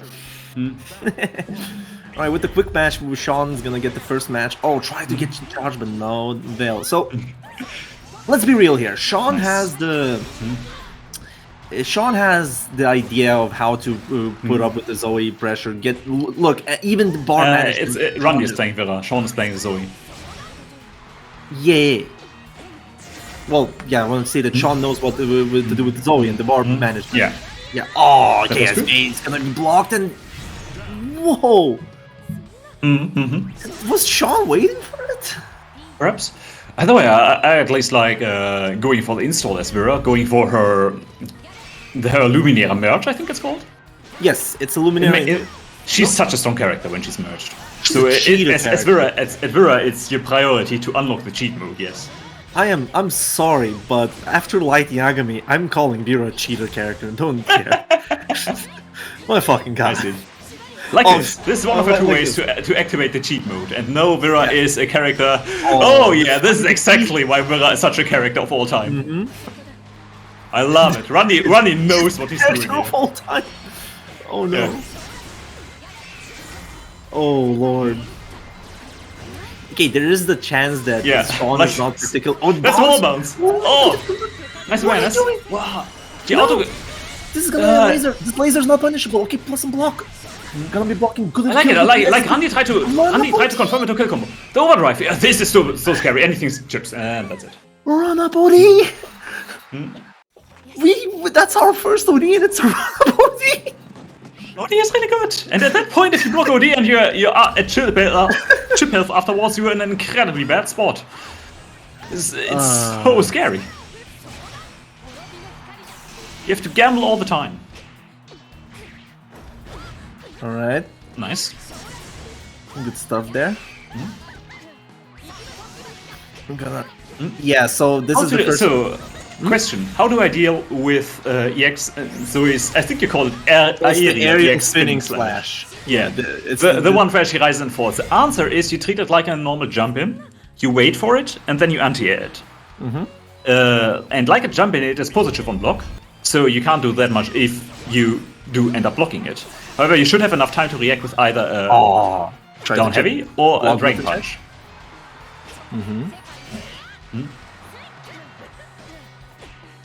Nice. I like both of the players' actions in the situation. Both Randy trying to sneak in a 5U and Sean defending actively, using a close light to prevent Randy from getting away with it. That's a free install. Sean was not prepared for install. It. Yeah. Oh no! Oh, couldn't convert there. Didn't have the X cooldown. Okay, this is -1. Gonna push it into neutral. Yeah, and the spinning slash. Okay, chip range. Oh, jump it. That should be enough. No, special cancel. What are you doing? DP. It works. Wow. That's unusual. Oh, I think Sean went for an overdrive. Probably that was an overdrive and that Misinput. was a misinput. So that's a little bit unfortunate, but Randy ends up taking this round. However, you're not quite out of the woods yet. You still need to take the next round. Mr. Meaty. So now you're probably going to be waiting for Ayala spinning slash. Footsies? We got those here. Oh, Sean here has we a go. tendency to use Ayala spinning slash to move in after he's pushed you out with Thunder. To everybody that's thinking that this game is you have to only block with guard button, you can block with low holding back. Just Yes. It's a small PSA. Not gonna lie. Yeah. Usually, in the long run, guard button is important because it allows you to block both sides and ignore cross-ups. Attacks where you would normally have to block the other side become completely... guard button prevents you from being crossed up, from having to block the other way around when your opponent attacks from behind you, which is important in certain situations. However, usually blocking with holding back tends to be more flexible in this game, so sooner or later you're transitioning to that as your standard option. And mostly use guard button in situations where you know you could get crossed up. There are a few so-called, if you want like trivia in a sense and know the terminology, there's few block button check situations. Yes. For instance, right now, Sean tried to do one of the block button situations where it's a Zoe setup with sweeping laser and Zoe just rolls through you. Exactly. That's one of them, or jumps over you. The other ones are like Narmaya's, the infamous scan flash, where she does a command dash, teleports behind you, nothing personnel, kid slashes you. So that is the scan flash, and multiple others. There is the Lawayne shenanigans. There are Luminera shenanigans. There's with Fairy with GG. She can set up a block button. Generally, characters that can put something on the screen that attacks at a delay are going to be able to cross you up with it by just rolling through you. Yeah, definitely. Whew. But yeah, that will be that match. I saw Sean is on a good path. There's not much I can say about Sean. I would say that when going on a higher level, spamming so many EX aerial slashes is the same as jumping in, and it's always gonna be as a counter hit.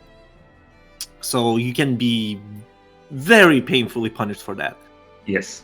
I know I could, but Saraga gets 67 or 60 to 70% damage on that thing. So Josh, we haven't had a Vasara today yet. Yeah, we don't have Vasaraga, but I wouldn't be alright if I didn't put Vasaraga somewhere. You know, just let me get away with it. You could try to not be alright.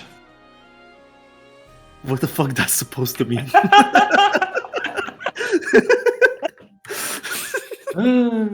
Alright. Yeah. On the other hand, just to finish it up while we're waiting for our round 4 to get our players here.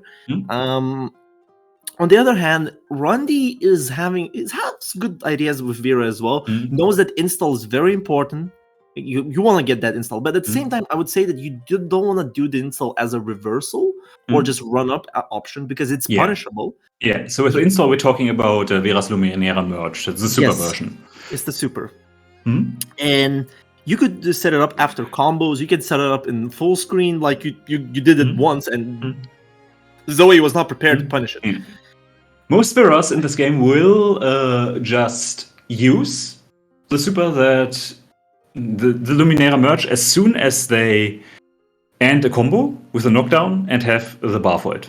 It is good enough to justify just doing that over a running Oki. And there's another thing why Vera can do that, because Vera just generates a shit ton of bar.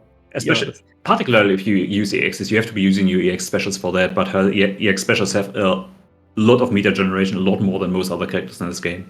For example, if she hits you with her EX Dragon Punch, she gets 30% meter. It's 30 to 40. It's an insane number, to be honest. 5U is also good, but 5U is only good if you know your opponent is going to be patient enough to sometimes be hit with it. If we are at a level where that opponent is just going to be pressing buttons after your auto combo, is just going to be using normals to try and land a hit, and then 5U is never going to hit. No, it's even more funny. You can ask Light Yagami for the most dirtiest setups on how to make that thing invisible. It's just Mhm. sometimes I'm like, did you just hide a 5U command grab with a run, running inside the Vilum, bruh?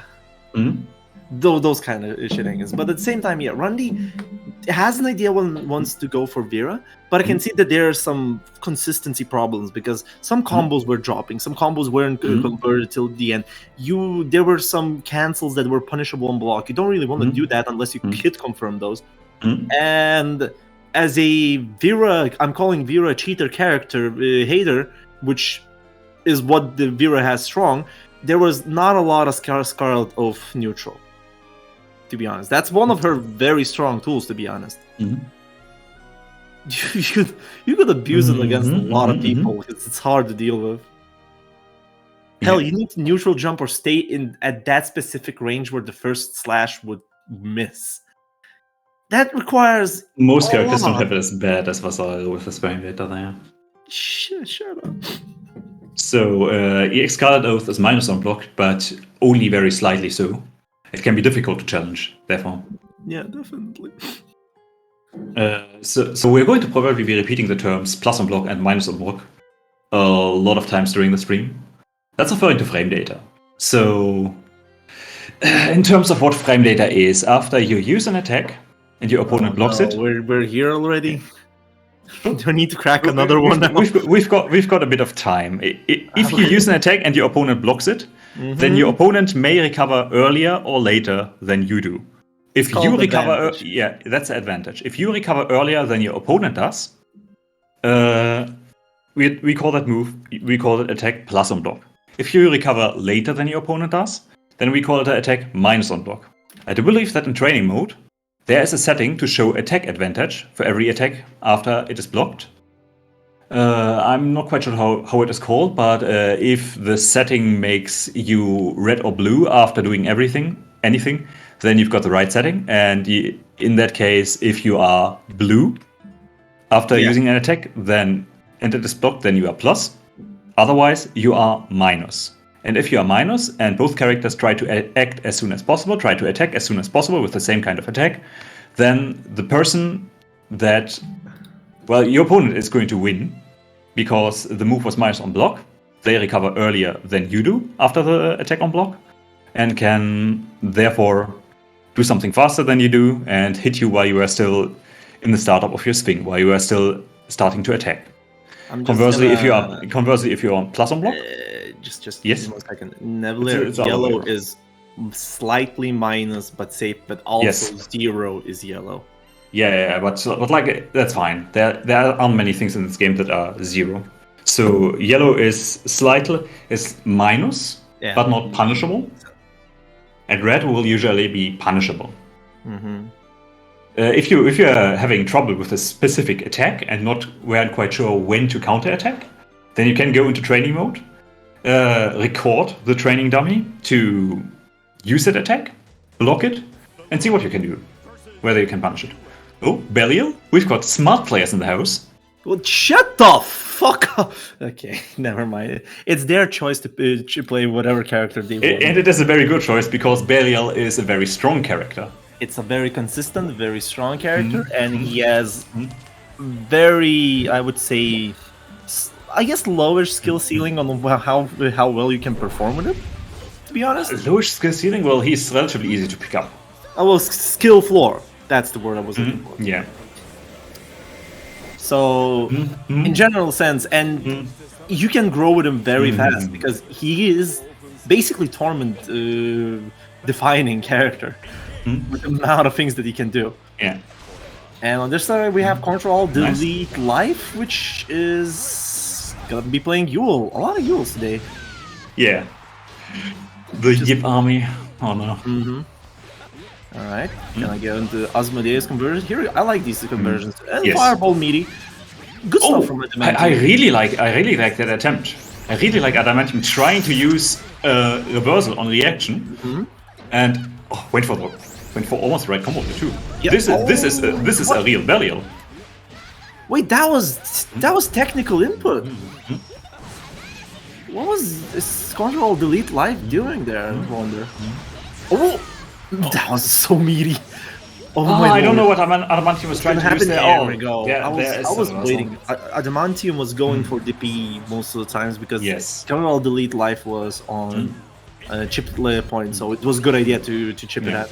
Generally, Adamantium is just using tons of reversals so far. Yeah. All This is right. minus. Yep. The answer that Adamantium what? went for was correct, and that's Assault Punish. Are those misinputs from Control Delete, or there's something else going that I'm not seeing I don't know. right now? Otherwise, You? yo. Oh, Yo. okay. Our PSDPs. Good let punish. them die by their PSDP. Adamantium is just getting very consistent punishes, very consistent damage out of the hits that he gets, which is a very good sign. Oh, here we go. That's all Oli. right. Nice, love it. And with the, yeah, so this is give This is a daddy some 5v. sugar. Yeah, give daddy some This is a sugar. 5v. That's the name. We're going to be talking about it if it happens again. Yeah, so this move has a lot of names. It's the 5U, it's the parry, it's the walking parry, it's the Belial Mario. It's funny. Yeah. Yeah, it has a lot of And names. it is very risky, if you Yes. know how to make it risky. So the thing about the parry is, Belia is going to be walking forward for some time and saying Asobose or whatever crap you're in your language. And at some point he's going to stop walking forward. It's going to take a long time. Then you can punish him. If you hit him before that, he's going to parry you. He's in and parry step while on he's your head. walking. Yes. When he stops, he's in recovery. That's Yes. all you need to know. Yeah. And when he's in recovery, when he stops walking, you can punish him for it. You With can use your heavy- attack. With the heaviest With button. everything. Yes. Even with raw supers that we don't say, but don't do that. Yeah. By the way, how do you feel that parry is capable of parrying ODs? It's funny.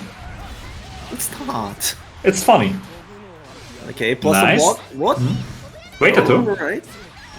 That was not a punish, that was a counter hit. Okay, Adamantium, that's almost a combo. You need to use your close light instead of your close medium to be fast enough to pick up there to get the combo.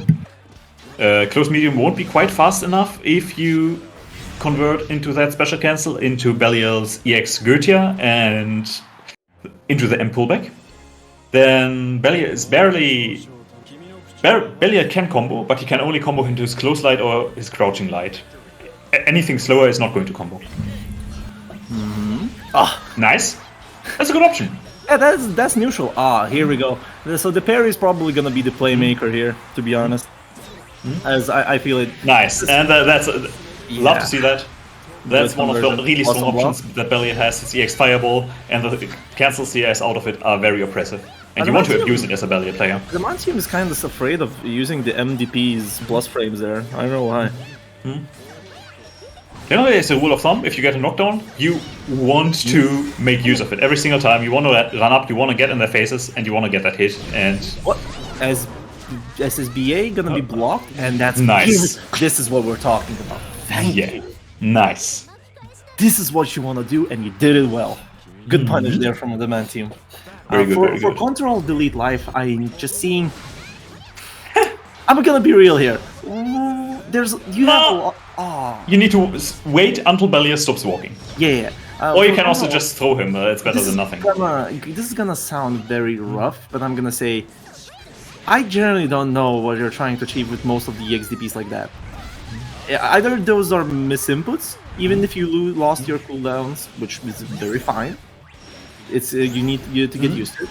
Or other side, those supers. I generally don't know what the supers are done there. Or again, they might be misinputs. That was a punish. Good. Yes. Here we go. Yeah. What? Strider is pinging me for something. I have no idea what.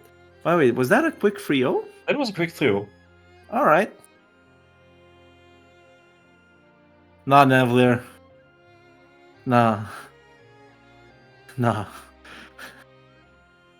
Lloyd has a special place in my heart. Wonderful. Ah.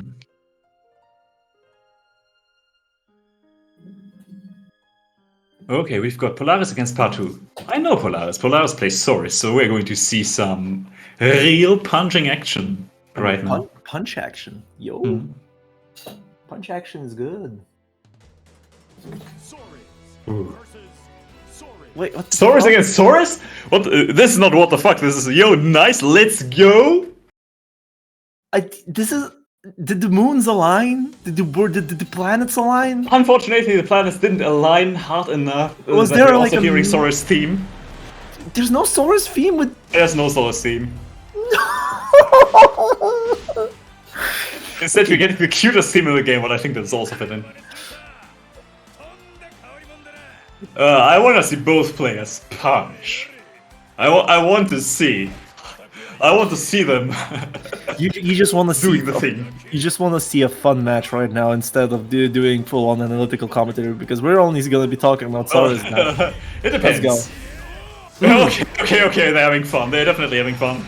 They're definitely having fun. Love to see Here it. we go. Punch. Yeah. So Saurus mirrors is probably as the level of funny as Vasaraga mirrors in the general sense. Do not do an armor move first. And for Saurus, we do not punch first. Because you'll get punished for that. That kind of punch. You can punch depending on the spacing and timing and everything. And I'd rather punch more often with Saurus than less often. Nice. Punch. Okay. In Punch. the corner. He's in. That's -1. Didn't take your turn back. Okay. Alright. Oh! That's good. Pressure reset? The armor, baby. Armor, of course. Oh, yeah, Didn't armor. armor long enough? Actually, at 3 stacks, it's already worth it to go into SSBA for the damage reduction. Because you become more. Your health Oh, becomes that more. conversion, I've never seen that before. Yeah. Oh, Here we he's go. taking off his clothes. Yeah. On the forward drive, this is dangerous. Yeah. M. What? That was M. What happened there? Well, that's probably Oh, probably it's was plus, pressing. it's +1, but if your own option is not fast enough to beat the 7 frames Starlight. for light, then you're still having problems. Saurus mirrors 10-0. I swear to God, Saurus loses. Yeah. Bad character loses against everyone, even against himself. Exactly. I mean, this is a very, very straightforward and easy to understand mirror. So both characters who want to get in the other character's face, punch them Yeah, until they line down. Saurus is a momentum character. His defense isn't very good, but his offense is overwhelming. So whichever Saurus manages to punch the other Saurus first and harder wins. Alright. That What was I both- do- Batu One, has one some- thing, one thing I'd like to tell Patu right now is the way he's trying to throw and the way Polaris is defending against the throws gives him more offensive opportunities. Because if you're noticing, Polaris has so far broken 2 throws, teched 2 throws out of 2 that Patu has attempted. If you're noticing that you're going for throws a lot, but your opponent is breaking them a lot, teching them a lot, then in the timing where you would normally throw, you can instead use your universal overhead, which is invincible against throws and is a really good combo starter if your opponent tries to throw. It is this game's dedicated answer to the situation where your opponent might be throwing, but sorry, I wasn't hype enough for both. So this is undressing you, man. Yeah, don't worry. It's fine because I wasn't. Nice. I would try to get hype as well, but I won't let you Yeah. talk. But on the other hand, Polaris, my man, you just walked yourself into the corner from full screen. Good Nice combo combo. there. Combo limit. Universal overhead is not an offensive tool that you want to use a lot. Generally speaking, if you're going for auto combos, you want to at least cancel into something that you can frame trap into. Otherwise, stick to regular buttons as your pressure tool. Have QL and close L as your pressure tools. By the way, that's chip point. I like the use of M punch there. So this M rush punch is plus on block. Oh! So if you give him the time to use M rush punch, he's got an advantage as soon as you block it. Mm-hmm. You have to. He's forcing your hand. You gotta do something about him. Yep. And on the other hand, if you notice your opponent ain't doing anything about it when you're playing solos, then you keep punching. Nice! Crouch only confirms there from Polaris. You can really see that both are dedicated to the craft of learning the Saurus. Oh, this could be so much damage, by the way. Could be a lot of damage. Holy shit. Oh. Nice deck. Yo. Yeah, and that was Nice, block. yeah. Nice -1. Nice one. Catching the button press there. No conversion. You could have a light convert there. Here we go. Saurus is very fun. However, he is also a bit of a struggle bus character. But if you learn, you have to, but like he's not weak enough to be unplayable. He is pretty good, but he's not quite as good as the stronger characters in this catch game. Swamp and Saurus. Yeah. That shit's the scariest thing in my life. Yeah. I can tell you that. He's definitely at this point got enough strength as enough scary shit that you don't want to play against him. At least sometimes. If he's actually punching you, man, that's threatening Yeah. and very gratifying as a Saurus player, of course. Oh, okay. Bossu is being very, very passive now in the corner, and Polaris has got a lot of like free estate there in the pressure. Here we go with the kill. Nice.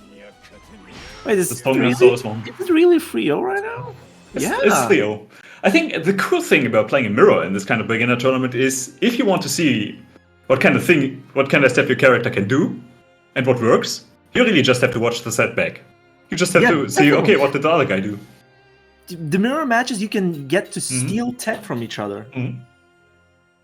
So, you know. Swamp and any character is scared to be true, in a sense. Yeah. However, he's got a lot of Saurus experience. He has So, insane like, his Saurus is extra scary. Yep. So, which matchup do we got next? Where are we going? Mm-hmm.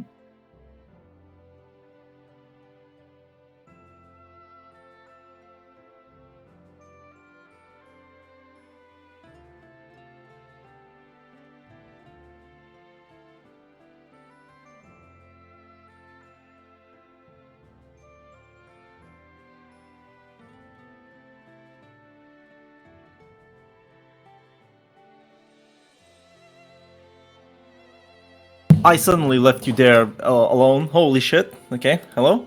Hello. That was a hiccup and a half. I'm still back everywhere. Nice. Alright, so... what did I miss in the span of 1 minute? Nothing. Alright. So yeah, I just You're saw waiting. Polaris and Part 2's match finishing. Which was, hey, yeah, mirror matches is great. Steal the tech as much as possible. On the other hand, just waiting, any beginner asking question around these parts? Yep, we are always open to answer any of those questions if you want to while we're waiting for our next contestants in the beginner bracket. Because hey, what else can we do as commentators when there's nothing happening there? We can talk a lot about things, but generally, let's be honest here, Viver. Yes. I wouldn't know what a beginner wants to know at this given point. Hence why we're waiting for your questions. Can I spot dodge a super? Yes, you can. Yes, depends on the super though. There are very few supers that are extremely active that you cannot spot dodge them. But yes, generally speaking, if the opponent is, for instance, wake up supering, right? And you are not doing anything, it's usually even better to spot dodge the super if it's a short active frames, and get a better punish and not get chipped if you are on chip damage, for instance. It is in higher level play you can see that happening. How do I not fudge my SSBA input against anything other than a training dummy? Using the easy input helps, because the easy input is only a single quarter circle instead of two. In terms of 2 quarter circles, it takes some practice to be able to be fast enough and reliable enough to combo into it. I would in the beginning try to combo into a real input SSBA unless I'm like, say, doing it after a full auto combo or something like that. There is another aspect to this as well. Because of an unfortunate situation how Granblue versus is, we are a delay-based game. Yeah. And being on 2 frames delay, if you're not used to it and you're doing it on 0 in the training room, it might bot you in the actual game as well. Yes. So the general piece of advice is to try to already practice in training mode on 2 or 3 frames of delay, which is also, I think, approximately the input delay you're actually going to be playing on offline PS4 if you're ever going to be on a tournament or play with someone else there. So it's not going to really mess up your muscle memory for actual offline gameplay. So try to set training mode to 2 or 3 frames of input delay, and try to just use easy input SSPAs for now. They are almost as good as real input SSPAs, and it's far better to hit an easy input SSPA than to miss a real input SSPA. Yeah, Nevler kind of answered already the Axel Vermillion's question there, so good there. What else did we? Why nobody plays Uno? Uno is not cute. That's one. And Uno two, is a zoner. Kind of dry. No, is he a zoner? I remember someone saying that media 2Ls are safe against reversals. How do you do it? That's very difficult. Timing a media 2L so that it is safe against super is relatively hard. You need to be pretty accurate with that timing. So I wouldn't worry about it too much for now. There is a principle there. The thing, yes, you don't particularly need to work on it unless your character has specific setups for that. Then you can start learning with those. But general idea, those are called safe jabs or safe medias. Yes. In a sense that if your opponent is waking up with a reversal, you can time your buttons to recover faster than the reversal comes out. It's possible for every reversal, but easier for supers because supers are usually slower than other reversals. Yes, but however, the timing is still going to be hard if you aren't proficient in fighting games. And I wouldn't rely on it unless you've got some sort of auto time setup that makes that kind of allows you to easily time it. The easier cousin of the safe jab in this game is usually safe jump. You do the same thing. You time an attack such that you could block a reversal, or hit them if they're not doing. Yes. Helps a lot at this level. But the difference here is that a lot of characters in this game have auto time safe jump setups. You should ask people generally what kind of setups your character has. It's a bit different for every character. But for example, usually most characters in this game can hold up forward to jump as soon as possible after hitting a sweep and are going to be able to safe jump, that sort of thing. If you press a button then if you press any air attack just before hitting the ground, then it's going to be a safe jump. It's going to be hitting your opponent if they just get hit, but block DPs, block reversal DPs. But yeah, what else do we have? No more questions. Oh, here we go. Our first contestant here, Akira, is here. The famous? Yes, Nerdle. Lunalu is like Mokujin, just at the same time, you know what character you get from the start. Yeah, there is a seed. There's unfortunately relatively repetitive, randomly generated seeds. Yes. Experienced Lunalu players can work with it, but ask Miri about it. Yeah, so generally speaking, Nerdle, to your answer, I could say that there is such thing called Lunalu mains. Yeah. They are those kind of players that have a variety of characters prepared at a pretty high level to play them, and we call them Lunalu mains. Yeah. But there's another definition of Lunalu main, which is called the true Lunalu main. The guys that literally play Lunalu. There's only one guy that has the title. And that goes to Telperion, to be honest. Telperion, yeah. Telperion. Why do I want to say Tele? I don't know. I don't know either. Telperion. When's the next beginner tournament? Usually, I'm not going to be nailing Lobsters down or anything. He's not He's like usually not setting a fixed schedule, but the rough timing was currently usually like every second week on Sunday. Oh, but we've got a special announcement today. I see. Oh no! What? Stick around till the end for a surprise. May smile. I see. Very mystique. Very much wow. All right. Mhm. So two coming players have not lost a single match yet in this Mhm. tourney. Woo! Who's playing now? Who's playing? That's basically the food finals. Yeah, The Swiss no- bracket. It's Akira against Hua, right? The way I'm reading the challenge. there will be a match here. Against Hua against.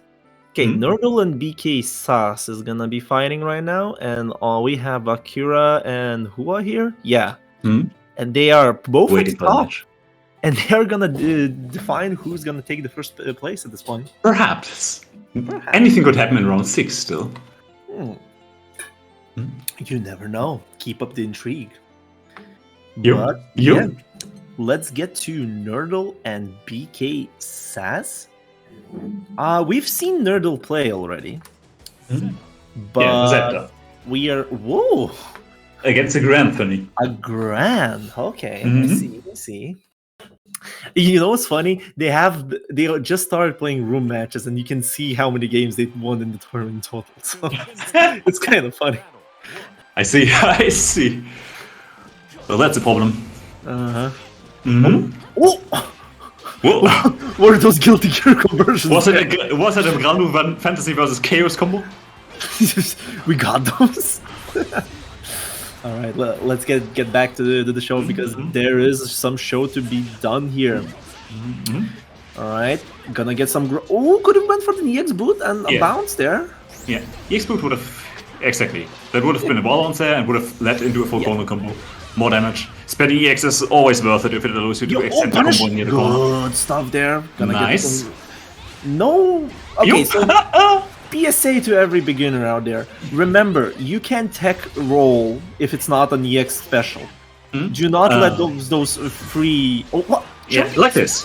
What? Okay, what is gonna happen? I think it's gonna happen. Yeah, It's gonna hit. I'm sorry, I forgot. I forgot Nice. that this fuck. Elysian Driver is just basically Tokyo level of a hitbox, so it's gonna hit even if how much in the air Gran is. Elysian Driver? Or isn't the Elysian Driver? Or am I mixing the names? I've probably never missing- heard that before.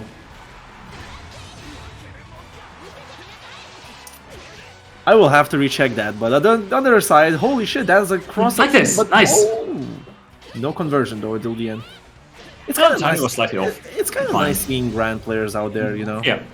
Because Grand has been a punished character for a long time, so we haven't seen a lot of Grands anywhere. The So only we've got Sonic Sun in his community, and he's definitely strong. yeah, Sonic He's got a Sand real is- ground. Talking about Jackal Super. Why am I talking about Jackal Super? That is the good question. Zeta Super was called Prominence Dive, right? Prominence Drive, right. Right, okay. That's why I'm mixing them up. Thank you. Bruv. Not Elysian Driver. Right. Nice punish on block there, and nice. Ooh, yeah. You cannot We see really some offensive dodge from BK Sass. Yeah. Yeah, BK Sass has good idea. You know what? One more thing that I like that BK Sass is doing? When he gets cornered, he's always trying to find a way to get out of it. That's very important. Yeah, it's very important because the biggest reward for your opponents in the combos. Here we go with the cross-up save I jump chose. there. Yeah. Now back to the corner. I got confused too. Yeah, here we go. Tries to get out of the. No super there to kill. I feel like there was an attempt. What are you gonna do? Oh, that was a good jump. Nice. Okay, so we almost saw the Nurdle to be pressing on buttons on the whiff there. Hence why the counter hit worked there. What's going on? Back to room? Back to room. changing Lunar Domain? Luna Domain? What is going on here? This Nurdle has like a lot of pocket characters that, yo, Zeta's not working, gotta pick another character?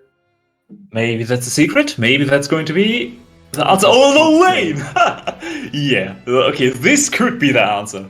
Okay, so... Lowain is the Lowain. kind of character that you have to know how to play against. So Yeah, if the he's- Lowain player knows what they're doing and their opponent does not, then you're in for a world of hurt. Yeah, this is the knowledge check character of this game. Yes. Also, the character I despise. Exactly. Luane's strengths are in that he can put a lot of random things on the screen, and then Generally use it to speaking- cover himself or Okay, cover so those things himself. Lwane has two particular strengths. Yeah. One is which is mitigated in high level. One is that it's probably one of the most well, it's not the most volatile, but probably one of the strongest knowledge check characters in the game. Yeah. And I emphasis on the knowledge check. Because he has a lot of situations that you need to know. Like, this is a low which you can get hit low, blocked, and you can However, die. he can die if you hit him. Yes, you can die if you hit him in the HPA. Yeah. And also, Lwane has the SSBA Iggy summon, Yggdrasil. which In fate with Yggdrasil. yeah. If you don't know or- what you're doing against Yggdrasil, she flat out kills you more or less. if people need to know what exactly that is, the Like, answer quick, is the answer is it's a Mario Party game. It's a minigame. It's a minigame. But basically. Lwane presses certain buttons. You have to press certain buttons in response, usually spot dodge. If you don't, you get hit, and that does tons of damage. Yeah, and you die, or get chipped for a lot. And you can't really make your way around it. Go for it. Do Yggdrasil. And the second point is, which is why the reason why you can see this character still in high level. Lwane is probably There it is! Yeah, There here it we is! go. Mario Party. Let's go. Oh, it gets hit. That's unblockable on the floor. Oh. You want to mostly press H or U. Like, the lightning does so much chip damage that The man it's difficult to survived avoid, and the lava flow is unblockable. Those are the Ooh, that's scary. dangerous attacks. Oh, Combo? No? here we go. It catches the 5-5U, and with the cross-up jump, we're gonna get a kill. Beaky Sass surviving the Iggy. But yeah, to finish my idea, there's a reason why Lwane is still used in higher level, because he's probably the second strongest set play character in the game. It's just a scary sentence to say. Still, Lwane's weakness is that, as good as set play is, it doesn't really do damage. Yeah, he doesn't do a lot of damage compared to the first place set play character named, Fairy. Yeah.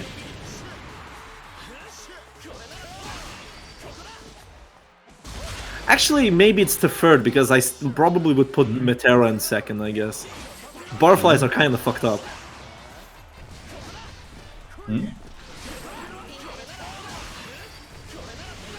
Okay. Keeping you in the neutral there. Good stuff there from Biggie Sass. For Nurgle, There is... Oh, here we go. And if you can't kill no. Lwane straight up, this is still going to be a problem. Yeah. You're still forced to interact with him if you can't What do kill you him. find the set play? Or he's gonna get hit. Because there's also Kag. Shit. Somebody hell have Lwane to... is maybe the 5th best set play character in the game. He still has a strong as fuck set play. Okay, Yeah. everybody is strong as fuck set play character because they have meaties. If you really want to play with it. No, they didn't. Laser. Well, it's Lwane. Things are happening on screen, so the quality of our commentary is currently naturally decreasing. Okay, where the fuck would I put Lwane? He has strong set play. Now I wonder who has stronger. Okay, set play tier list. Where it's gonna happen. So what's happening on the screen right now? I like BKK's decisions to sometimes just jump in. We're not really seeing a lot of things that are happening in response to it.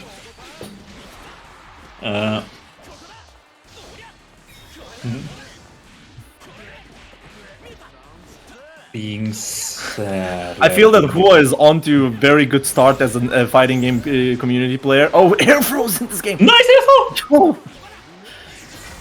Hua is already done playing Zoe. Good job. You're not getting away with this. Okay, Yeah. HPA low. Oh, this should be a lot of Hey, damage. hey. Yo, Get knowledge checked. bruh, I wanna see the ways do that. Just shimmy under your opponent.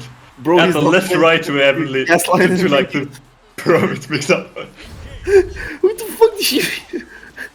It's not like Zoe's only reason of existing is set play. Nah, but her set play is good. Yeah, set And play you is you kind of have to be able to respond to it.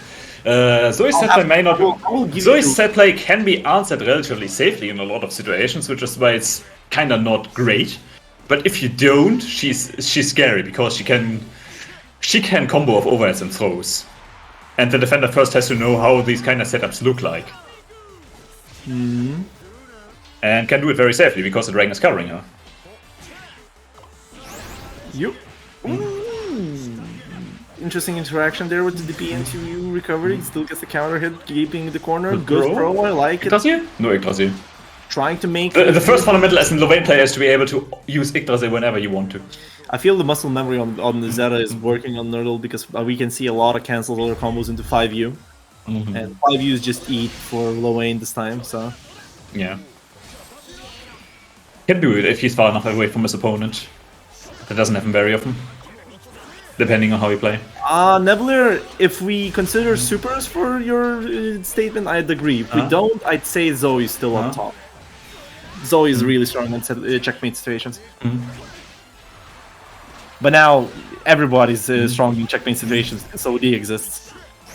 Yeah. Alright.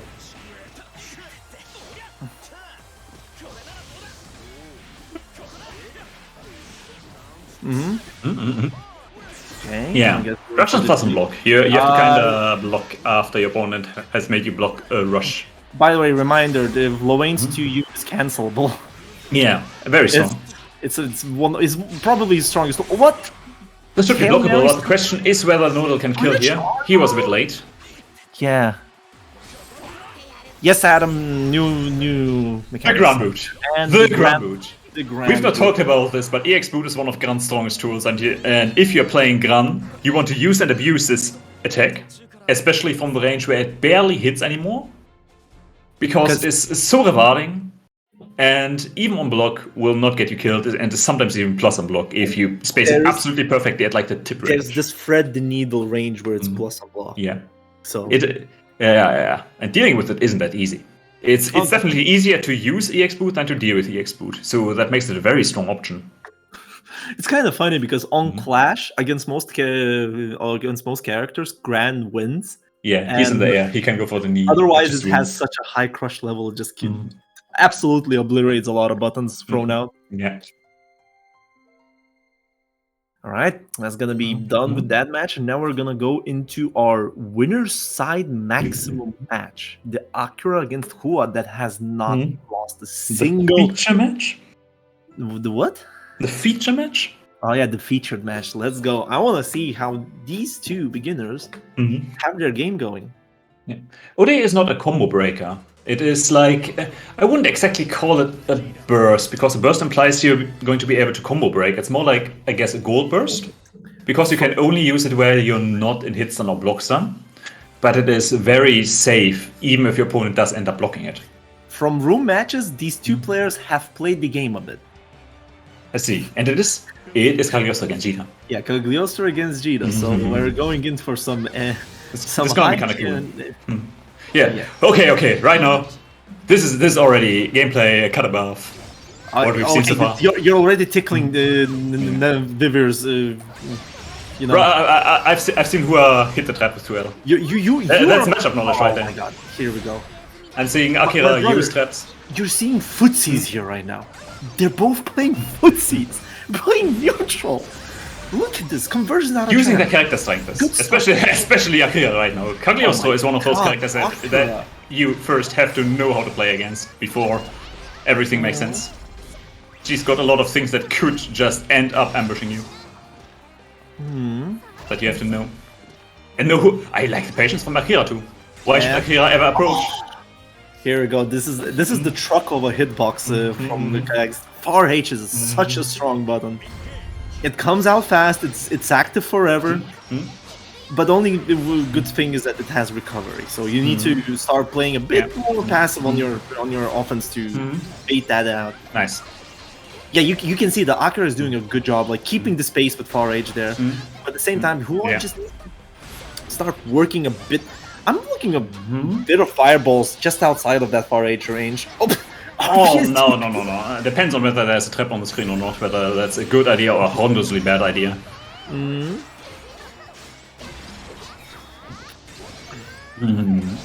I mean, that RPS DP works in this context just because Akira is taking the turns back with Far Age. Oh, this should be punishable at the very least. Yes. Oh, this was, for example, a punish, and Akira is going for a big one. Yep. No kill though, and the chip is not a I problem now. like the patience. Jesus. Fuck. Try to complete RPS is literally rock, paper, scissors. Yeah. Man, that's some gaming here. And the answers we can give to what who could improve here to win are considerably more high level questions and answers compared to most of the other games, because it revolves around trying to keep a certain space and trying to maintain a certain distance versus Cagliostro, I think. Oh, that crossed up. Unfortunate, didn't go for the full conversion there. We're gonna Yeah. see some damage from Akira. Keeping up, the traps are already out. Nice Good little GP from good idea, Hua. good idea, good idea. Yeah. Oh, the backshift there could have been punished under proper circumstances, but Hua wasn't ready. Yeah, Definitely Hua's advantage situation there. Actually, Didn't that's have that. kinda hard because And this is what I'm talking about spacing. So Cagliostro wins this matchup as long as Jita tries to hang back like this. Jita has to be in the range where it could hurt, including herself. She has to be close enough that her own options hit. She can't win if she hangs back like this and just throws fireballs, because eventually Cagliostro is going to do something better than she's got. This is She's looking going to bad. be Okay, this is gonna get punished. and a good punish. Yeah, good punish, and that would kill Akira, getting the round back. So the big thing here definitely is Jita needs to be in the range where she can threaten with her buttons like far medium and far heavy. She needs to be walking in that range and staying there. And I know it's a painful range, because it's also a range where Cagliostro could press her own far heavy, but you're simply not winning if you're not close as Jita in this matchup. Cagliostro has more range. You cannot play at her range. And this is Cagliostro's range. And if yeah. you stay at it, eventually you just get hit, and it's super painful. Jesus Christ, I can already see by a lot of like first layer Cagliostro shenanigans that Hua is getting hit. And it's just testament to Akira that Akira is That should have been an MVP. actually executing that layer 1 perfectly. Like, this is already close to intermediate level Cagliostro gameplay. This is intermediate level Cagliostro gameplay. It's kind of insane. Not only the because of teleport that, delay. he's not only executing the stuff that happens here perfectly, he's also paying attention to how Hua plays and wants to play, and adjusting his own gameplay based on that. Yeah, Like, definitely. it's not just doing the stuff you're good at. It is Okay, let's having internalized that and then doing everything else. So let's be real.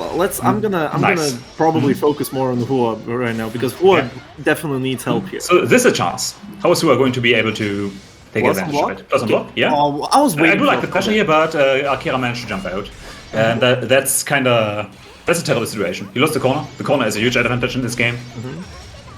This should be punishable on block. Good stuff from Hua. Use close medium or something Actually, to knowledge punish there. the hula hoop. Because And that's good. nice. Hua's been clearing traps, to be honest. That is a very good national knowledge. Okay, not getting Good anti-air. anti-air. That was pretty predictable.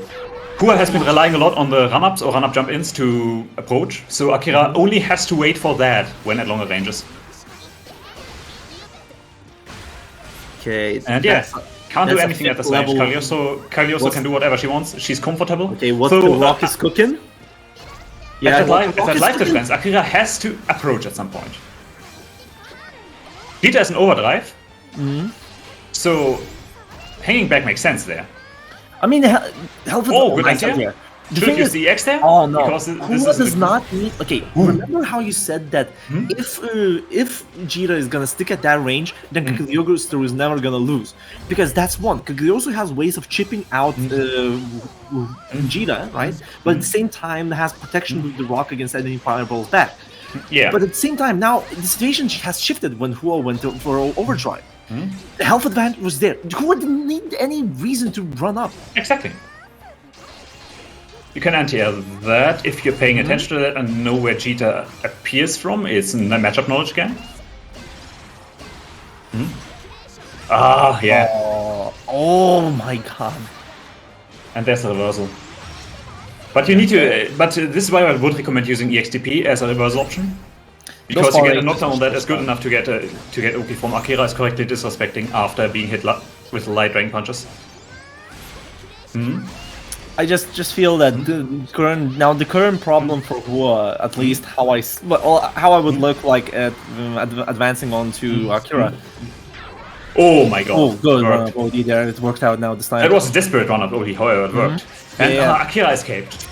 Like to see that again. That's how you miss input. Oh, you didn't block it! block it. couldn't get a good punish there. Even on block, you could have gotten a Mayo punish.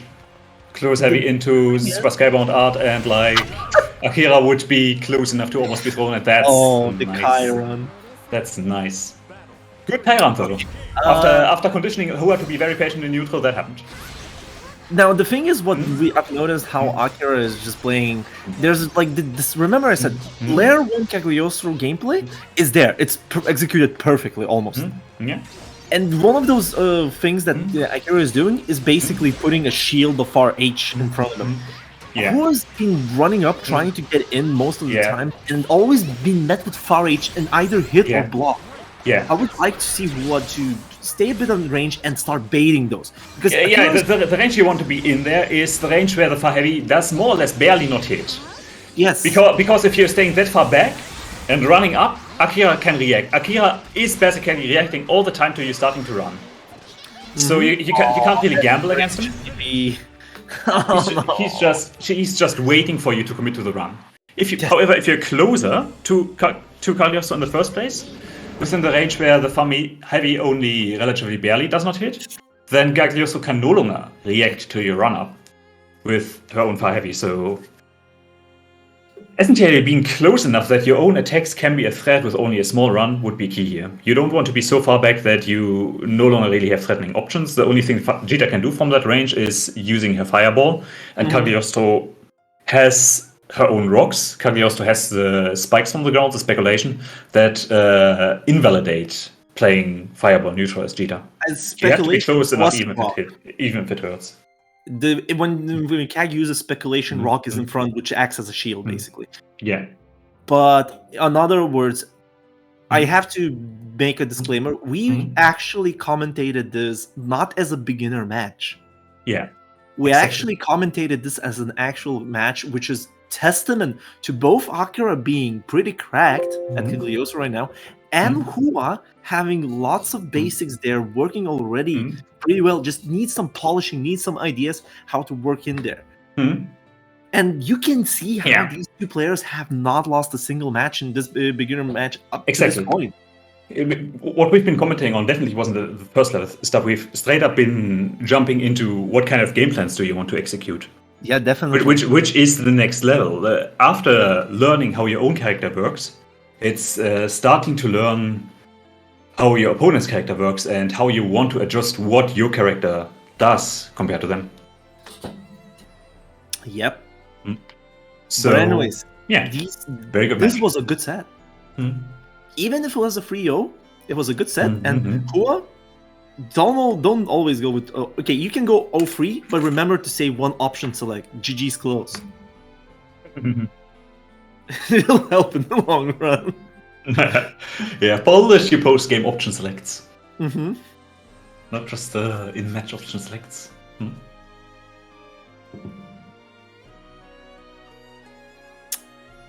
All right. So, we've got one more round. Yep, we're gonna go into our 6th round here, which is looking close to getting our matches out. And they're not marked yet. Who are we getting? Any questions till we get our matches there? Come on. We're here. Always to answer things. Kinda. I mean, okay, just one more thing, disclaimer I can say. Even if we cannot answer your questions here on the stream right now, in the Hearts Are Blazing server, there's this advice forum, basically. So you can basically post a topic for any question that you have, and you can guarantee yourself that at least 1 or 2 people from that spectrum will come in and help you. Either character, or if there's some gameplay, philosophy, fighting in philosophy, any topic works. Yep. So yeah. Holy shit. What? There's people actually... Zavid, why are you so rude? Damn, Zavid. The best way to practice combos, you enter training mode and then you do them until you hit the combo 10 times in a row. Yeah. You enter training mode and do them. Then you set the training dummy to be a CPU and do the same thing against a moving opponent, where you're focusing on other stuff. If that's what you're worried about, executing combos in a real match. It's one way, but another one, there's another way, which is a bit harder and more long term, but it will help on more aspects. Generally speaking, currently you can see that your combos not being consistent is a problem, right? You can see that problem while you're playing the game. The same can go that while you're playing the game, you gather a lot of problems, matchup knowledge shenanigans, damage lacking, your defense is lacking, or you're probably not reacting to certain things correctly. That is why the training room is there. So your training room is definitely made to fix those problems. Yes. Combo. So the same as goes with combo consistency. You go to training room, train a bit of a combo consistency, as Vivir told you here. Go back into matches, and if you see because learning them in the training room and on the CPU is one. Landing them in real scenarios, in real casual matches, or even tournament setups is a different thing whatsoever, which you need to train separately. Well, what you're doing with practicing combos is essentially you try to push those combos into muscle memory. You try to do them so often that they become automatic, that you no longer have to think about them. Because in a real match, you're going to be thinking about everything else but the combo. Yep, definitely. Anyways, we got our Weekly against Charmageddon. We've already seen Charmageddon once before. Yep. The Catalina. Nice. Far Heavy is a better anti-air at range for that purpose. Very reliable. Far Heavy is for long range jump-ins, while 2H is good for any. Yeah. It's more universal. By the way, Vera Catalina. Oh my. All right. I like what I'm seeing. Kind of. You're trying to assess what to say about this match. The same goes for me, because both players are playing extreme patience. I haven't seen a slugfest right now, and that was a good install. Saw that the jump was happening and the jump will not reach, so that was the freest install in the West. Yeah. Okay, try to go for some cheeky combos there. The hold wasn't necessary there. I think you would have gotten a Warlords had you let the EX Dark Gain play out.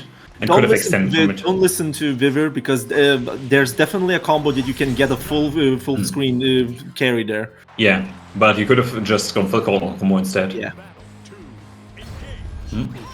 All right. Nice. Oh no! Okay, that was not quite a jump. Not quite a safe jump. Almost. Almost there. Yeah, almost got that right.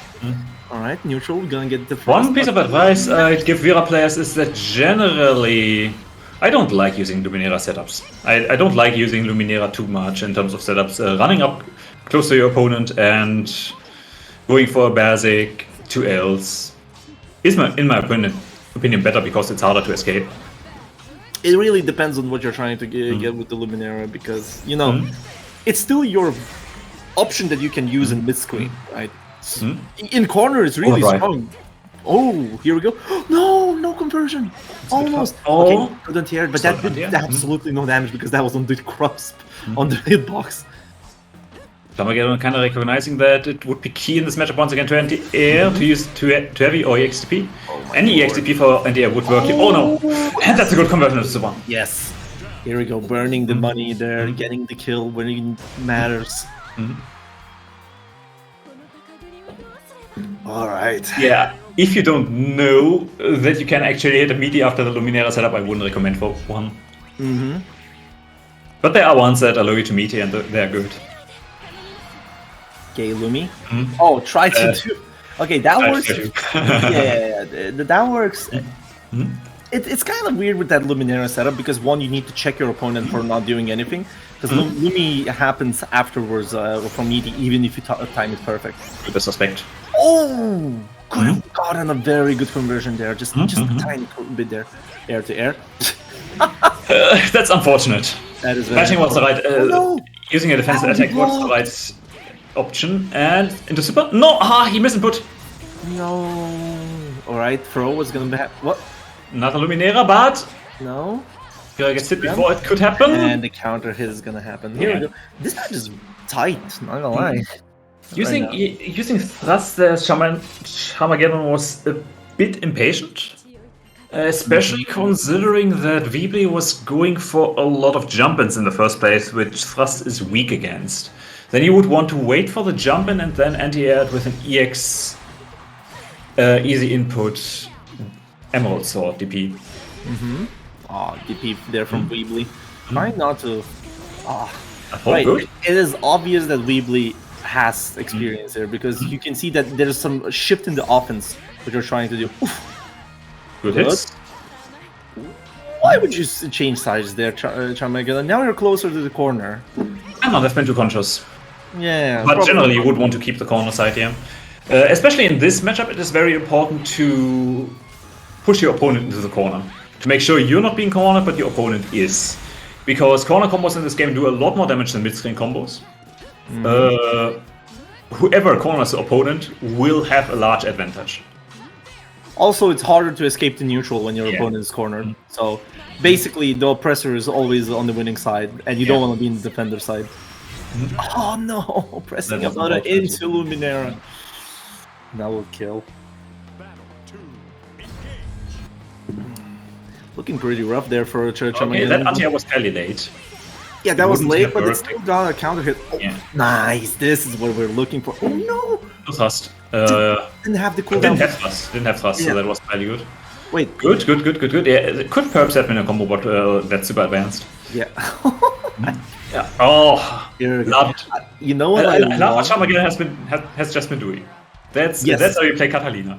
You stay at that range where your medium buttons, where you crouching medium and far medium hit, and then you press those buttons because Catalina has some of the best mediums in the game. She's got incredible range and speed on them, and can cancel them into thrust to get a combo. Also, they are because they're mediums and on counter hit, you can start learning the one hit confirm magic, which Catalina. That's advanced. It's advanced, but it's something that you will start striving for because Yeah, exactly. Catalina is considered to be one of the harder Shotos because she does rely on those one hit confirms. Exactly. You need to. It is very. She gets a lot of mileage out of hitting thrusts, but thrust is unsafe on block. So you have to be very precise about when you want to thrust. You have to know your confirms. Something you can do in the beginning when you're confident in your thrust confirms. Oh, almost. Is to instead cancel into rush, which is safe on block and can be confirmed into more combo on hit. Oh, That was a maximum range mistake. XDP. Oh my goodness. Okay.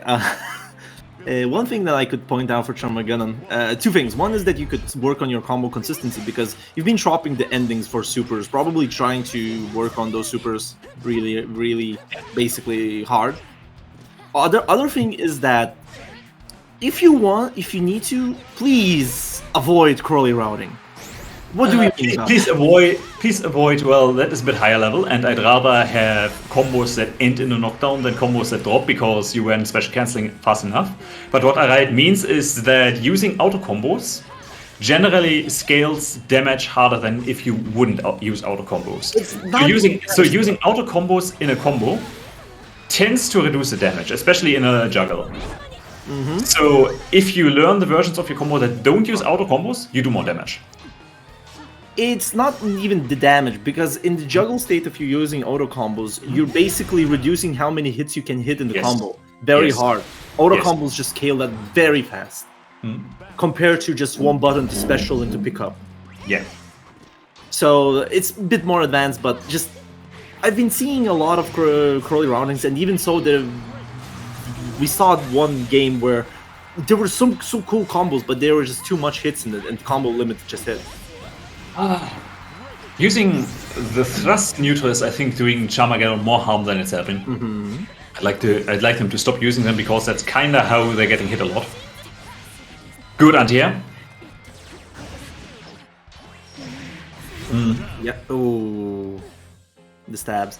Yeah, there is several needs, but most of the combos are designed in this game to be one button with special pickups.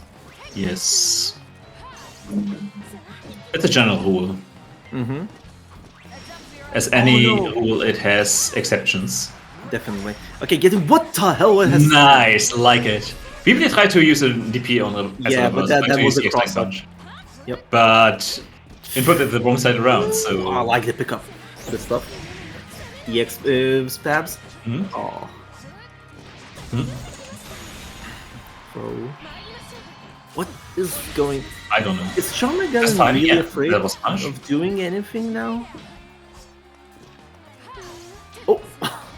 Okay, lots of those rolls and spot dodges on the thrust from Weebly. It's an adaptation in a sense because you're avoiding getting hit those, but they're generally punishable at certain ranges. Good anti-air. Yeah, good anti-air. There's certain conversions you can do as Catalina with those anti-airs. Oh, punish with the EX Fireball. There's gonna be 1 pixel away, almost.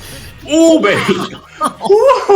Plus anti-airs in this day and What? age. Let's go. What an anti-air. 1, 2. All right, getting into our fourth match here. Both players are, I don't know.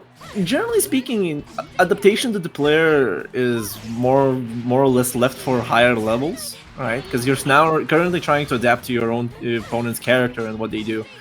But it seems that both players are starting to feel each other in a sense. Yeah, sure. I mean, adaptation is always going to be happening, but it's gonna start mattering more later on. Is what I'm saying. Right now, you probably would be winning harder if you straight up just were executing your own character without errors. That is a lot of damage. Lumi off the screen.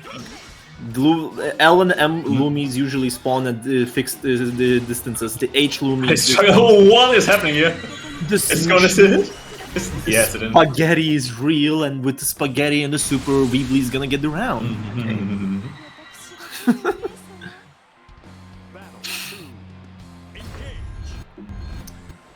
Yush, right? Bitter is Catalina with sauce. Hey, Catalina has the driest sauce as well. Did you Yeah. see those double DP shenanigans? They're kind of nice. Those are cool. All right. As I said again in previous matches, that you don't particularly want to use auto combos as your pressure tool. It's generally not feasible because you're almost on some block. yeah. They're always minus on block, and your only choice is usually to cancel into something.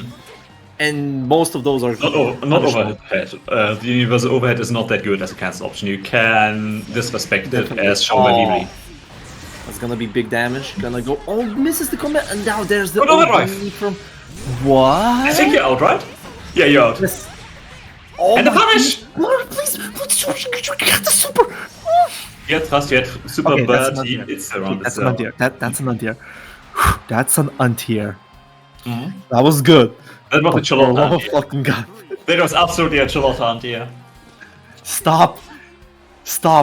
Jump Stop scaring punching me me. with no super punishes. When you have the super punish. Okay, good punish there on the Nice. command grab.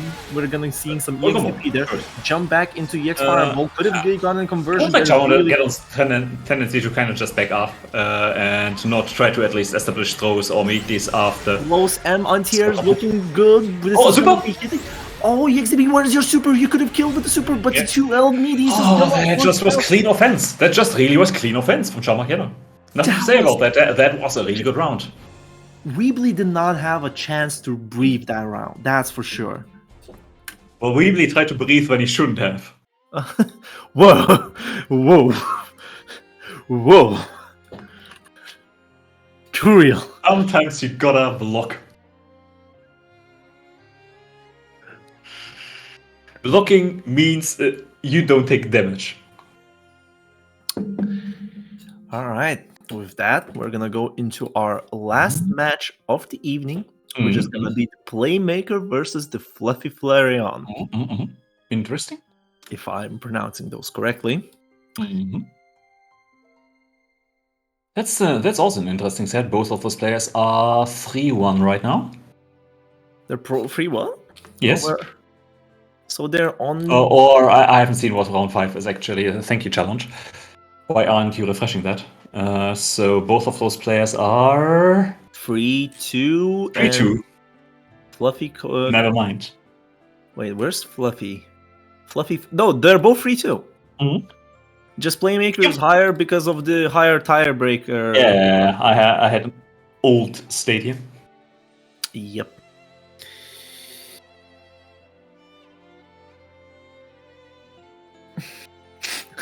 Neville with the do not give them your consent to remove your HPs. Yeah, definitely. Yeah. Yeah. As I said in Do you even have to know how often you have to be thrown to die? yeah, definitely. This is just a lot. 10 times? 11 times? Not quite. Like throws to around 150 damage, right? So you have to be thrown 6 or 7 times. Roundabouts. Percival! Let's go! Fairy! Oh my god, this matchup is going to be something. Percival! What a chat. What the fuck are we closing with? Okay. That's an interesting set. Both of those players playing characters that we haven't seen before, and this is kind of a unique matchup as well. I definitely bullied Playmaker for a bit. Oh no. And he's played against Jundo as well. So Yeah, Playmaker is probably prepared on the Fairy matchup more than... Oh, it is the color as well. That color. Oh no. The color that every Percival plays. A lot of English characters, by the way. English Fairy? Please not. Yes, people forget that you can switch to Japanese in the voice dubs. Yeah. At least that's Japanese. At least we don't have the Lord of Flames. At least we didn't get the Lord of Flames. Stop. Okay, this is Fairy against Percival, which is a unique matchup. Usually, both of those characters excel in range. Percival is a relatively slow but high-range character that does a ton of damage if he does get the right hits going. Whereas Fairy is a zoner. She's got even more range. She's got that whip. You're seeing how far that whip goes. So it's a unique matchup where Percival can't play to his usual strengths. However, Percival here, the Playmaker, is just playing to the strength of offense. Yeah, Playmaker is just playmaking on this Fairy right now. Like, literally not letting Fairy to do anything. And that's probably the... And to be honest, 80% of the characters Fairy matchup is do not let Fairy to play. So, and here Percival has... That's Percival's unique mechanic. He has a special that allows him to get the stocks you're seeing up there, the stonks. Stonks, yes. Yes, and those stonks power up his specials and make them stronger. Which particularly leads to... Like, if Percival hits you with that one special, with the stonked up special, you're going to feel it. You're going to know the one when you see it. But that's a super quick first round from Playmaker, and Flareon is just kinda not keeping him out. I don't even know what to talk about these two players' matchup, because Playmaker is just... Flareon should use Fairy as a reverse, so Flareon should use it heavily. Yeah, oh, here we go, we're seeing some zoning gaming from Fluffy. Oh, whoa! Flappy. Okay, Playmaker is already knowing the first playmaking rule of Percival is far H into EX stab. Because that shit deals a lot of damage on stocks. Especially with the stonk. Especially with the stonk. Yeah, good reversal, getting out of the corner. You generally don't want to play Fairy as a pressure... This is so good, like, Playmaker knows when to be patient, and knows when to just go in. Like, he's waiting until Fairy does something that leaves him enough time to do something. And I feel that counter, and then does it. Okay, let me... Tries to anti-air, too. Oh, good conversion there from Fluffy. Gonna get some damage there. Chip is happening. Whoa, 2H is a neutral button, by the way. Alright, keeping up there. Chip is coming up. Oh, and he roasted. Fireball is gonna get the EX Whip. EX Whip didn't come out in time to clash with the Fireball. So, generally what I'm seeing, if Playmaker has been going through the Spartan training of Lobsters and Jundo, I can see a reason why Fluffy's having a hard time right now. Fluffy's giving a lot. Look at that damage. Have you seen the damage Percival got off that single fire heavy? That's what the character does. Privilege, what I can say. But on other hands, I wanted to say He's that a Toon Lord. Fluffy is not putting up pressure at range. Like, there's not as much presence as I would feel from Lobsters or Jundo at those ranges. Yeah, And I mean, what do you do? Playmaker's just doing whatever he wants. SCG. GG is good. This is very signature special. First, She GG, puts that little guy on the screen, and then you've got problems. Oh, plus some block. Ah, Nice. good reversal. And there's GG again. GG So on now it you've again. got problems again. Yep.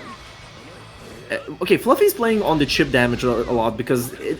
Ah, try to 2H, but that was too slow. Almost. What are you doing? Oh, airs. Good air Okay, here. that's gonna be 2. Oh, but at the same time, Fluffy's starting to get back for a bit. This might not be written off that fast. Avoiding full auto combo for combos. Cutting in there. Depends on the situation. Mid-screen you usually only get auto combo into a special there, it's good. In the corner, in juggles, it's bad. Problem. Yeah, definitely. If you're generally, if you have any state that the opponent is in the air, extra auto combo hits are bad. If they're on the ground, you can put as many as you want. Ooh, the damage. That's gonna be a lot of damage. I'll try to DP there, but the cross-up is gonna happen. Jesus Christ. You're good. I don't even know where to start other than Flareon is holding a lot of pressure and could relieve it by using the P. This is straight up just one player playing that matchup way better than the other. Okay, I cannot say 100% that Playmaker is just doing all those playmakes perfectly, right? I love Nice, this one. it's working. Yeah, he's not particularly guessing all the correct things on against Fairy right now, or doing the guesses in the correct timings or something that you would figure in from Percival. But at the same time, Fluffy is not putting up the pressure at those ranges. Just look at Playmaker is just doing fireballs for free. He's just run up far Hing into Spike. Okay, OD back from the Fluffy, still in the... This is good. This is some good start of adaptations. Like, Flareon isn't getting run over when Percival is closing in now. That's definitely a start. However, you kind of have to get the big hits yourself. Nice. This was a good chance. That's GG. Yeah. Oh! What a lord! What a lord! Get the fuck back into the corner! Jesus Christ! Jeez. Wow. And with that, we're finishing our beginner beginner's bracket right now. Beginner bracket. There's only been 2 beginner brawls. And There were only 2 beginner brawls, yeah. There will not be more. Yo. Oh, GG there. Holy shit. But anyways, I cannot really say anything about the Playmaker's game because it does seem that he's been playing Percival in a pretty high level for a beginner. Yeah. But at the same time, for Fluffy, there are a lot of things. You've noticed that you've not gotten a single situation where you could get the strongest tool that Fairy has, which is 50-50 setups. The GG mix. The GG mix, which are very obnoxious to deal with. On the other hand, the neutral was pretty empty. Generally speaking, you were waiting for some options from Playmaker, which never happened, and then Playmaker just ran forward towards you.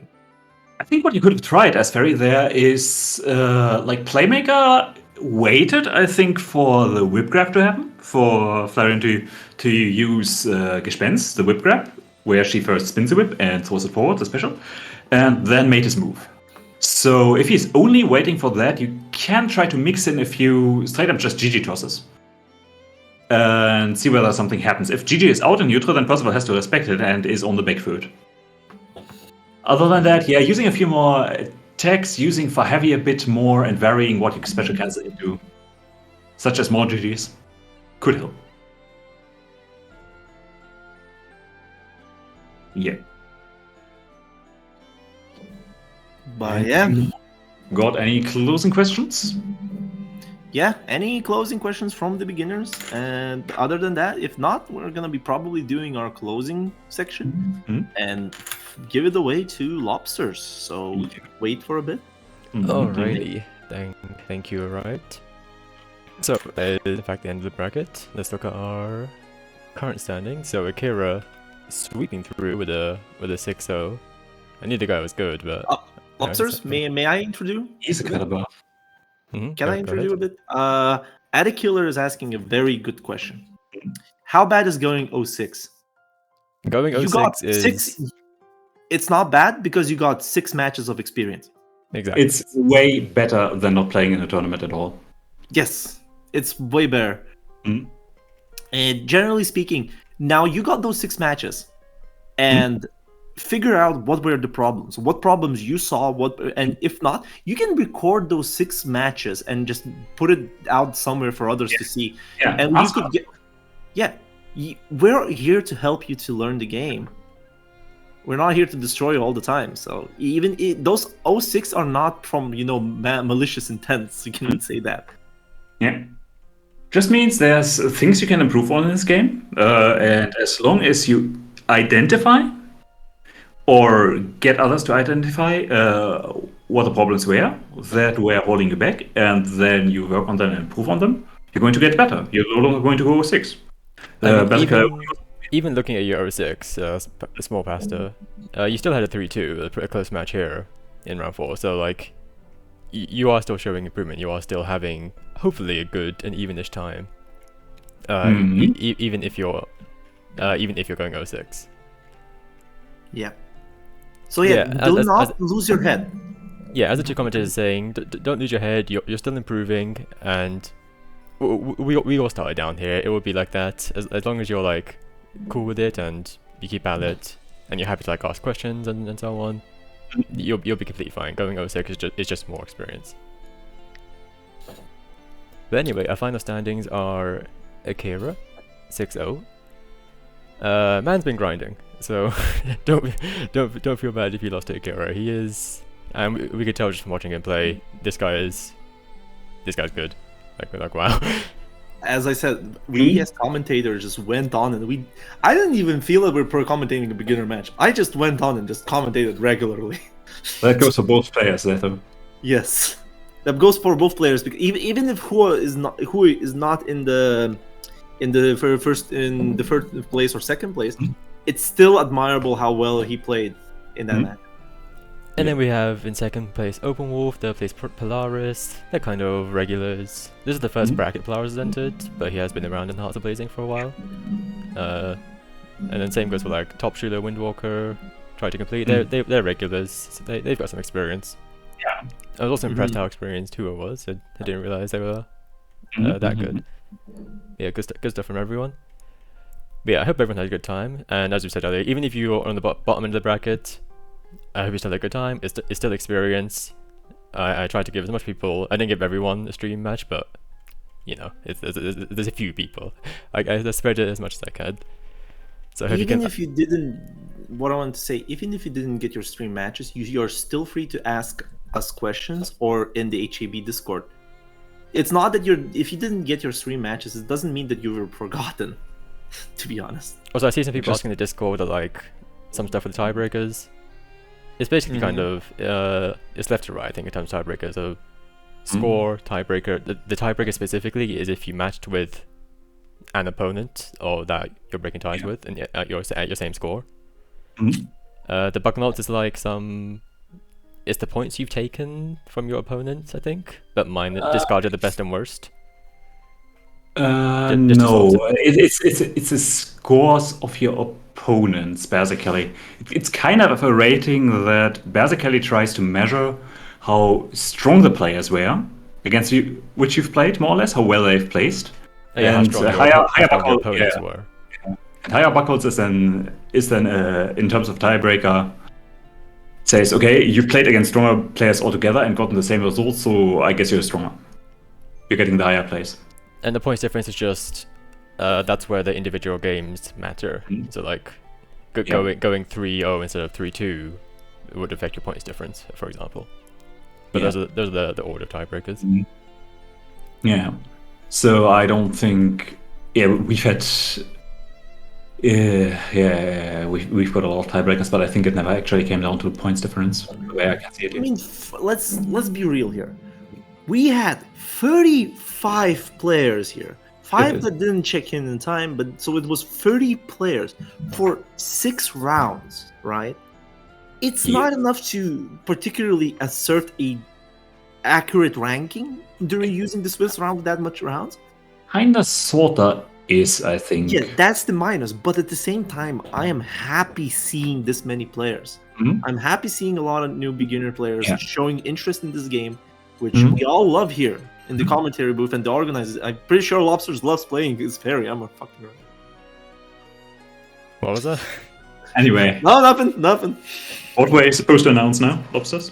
Well, we can chill out the events for the week. So, if you're interested in playing more gaming of the Grand Blue variety, tomorrow we have the Hard exhibitions. Those are Mondays, and we mentioned at the beginning they're like more beginner friendly because they're first to 5s, and you can sign up on the sheet, which opens up on Tuesdays. But they fill up real fast. So if you want in, you gotta kind of be waiting. It's competitive. But I'd say those are beginner friendly. You can specify your beginner. It's first to 5. You can specify analytical commentary, and you'll get some pretty good commentary, probably. But it should be a good time either way. Other brackets running is, well, we have lobby nights on Wednesdays, which is just open gaming on UK Lobby 1. around sort of 7, 8 p.m.-ish German CET. Mm-hmm. And this Friday, Wombo's bracket is running. That's just a double elimination bracket. And I Even- normally... Go ahead. Can I just interject on the double elimination? Even if it's a tournament, and I don't know, this is a thing that I usually give to beginners from the beginning, is that Mhm. experience as many things as you can at this beginning. Even if you feel nerves for the tournaments, experience those nerves. Because learning how to deal with those is a long journey. So starting them doing that early does help you a lot. Yeah, Mhm. looks like we haven't quite got a bracket announced for Saturday yet, but there is Side Games League, the EU finals happening on that day. So that's some good ass scrambler if you want to tune into that. I don't normally run a beginner bracket that frequently. I usually aim for like every other week, but since there's such a high uptake right now, I will run another beginner bracket this coming week. Nice. And Ah. the sign-ups are already posted in the beginner thread, the tournament thread.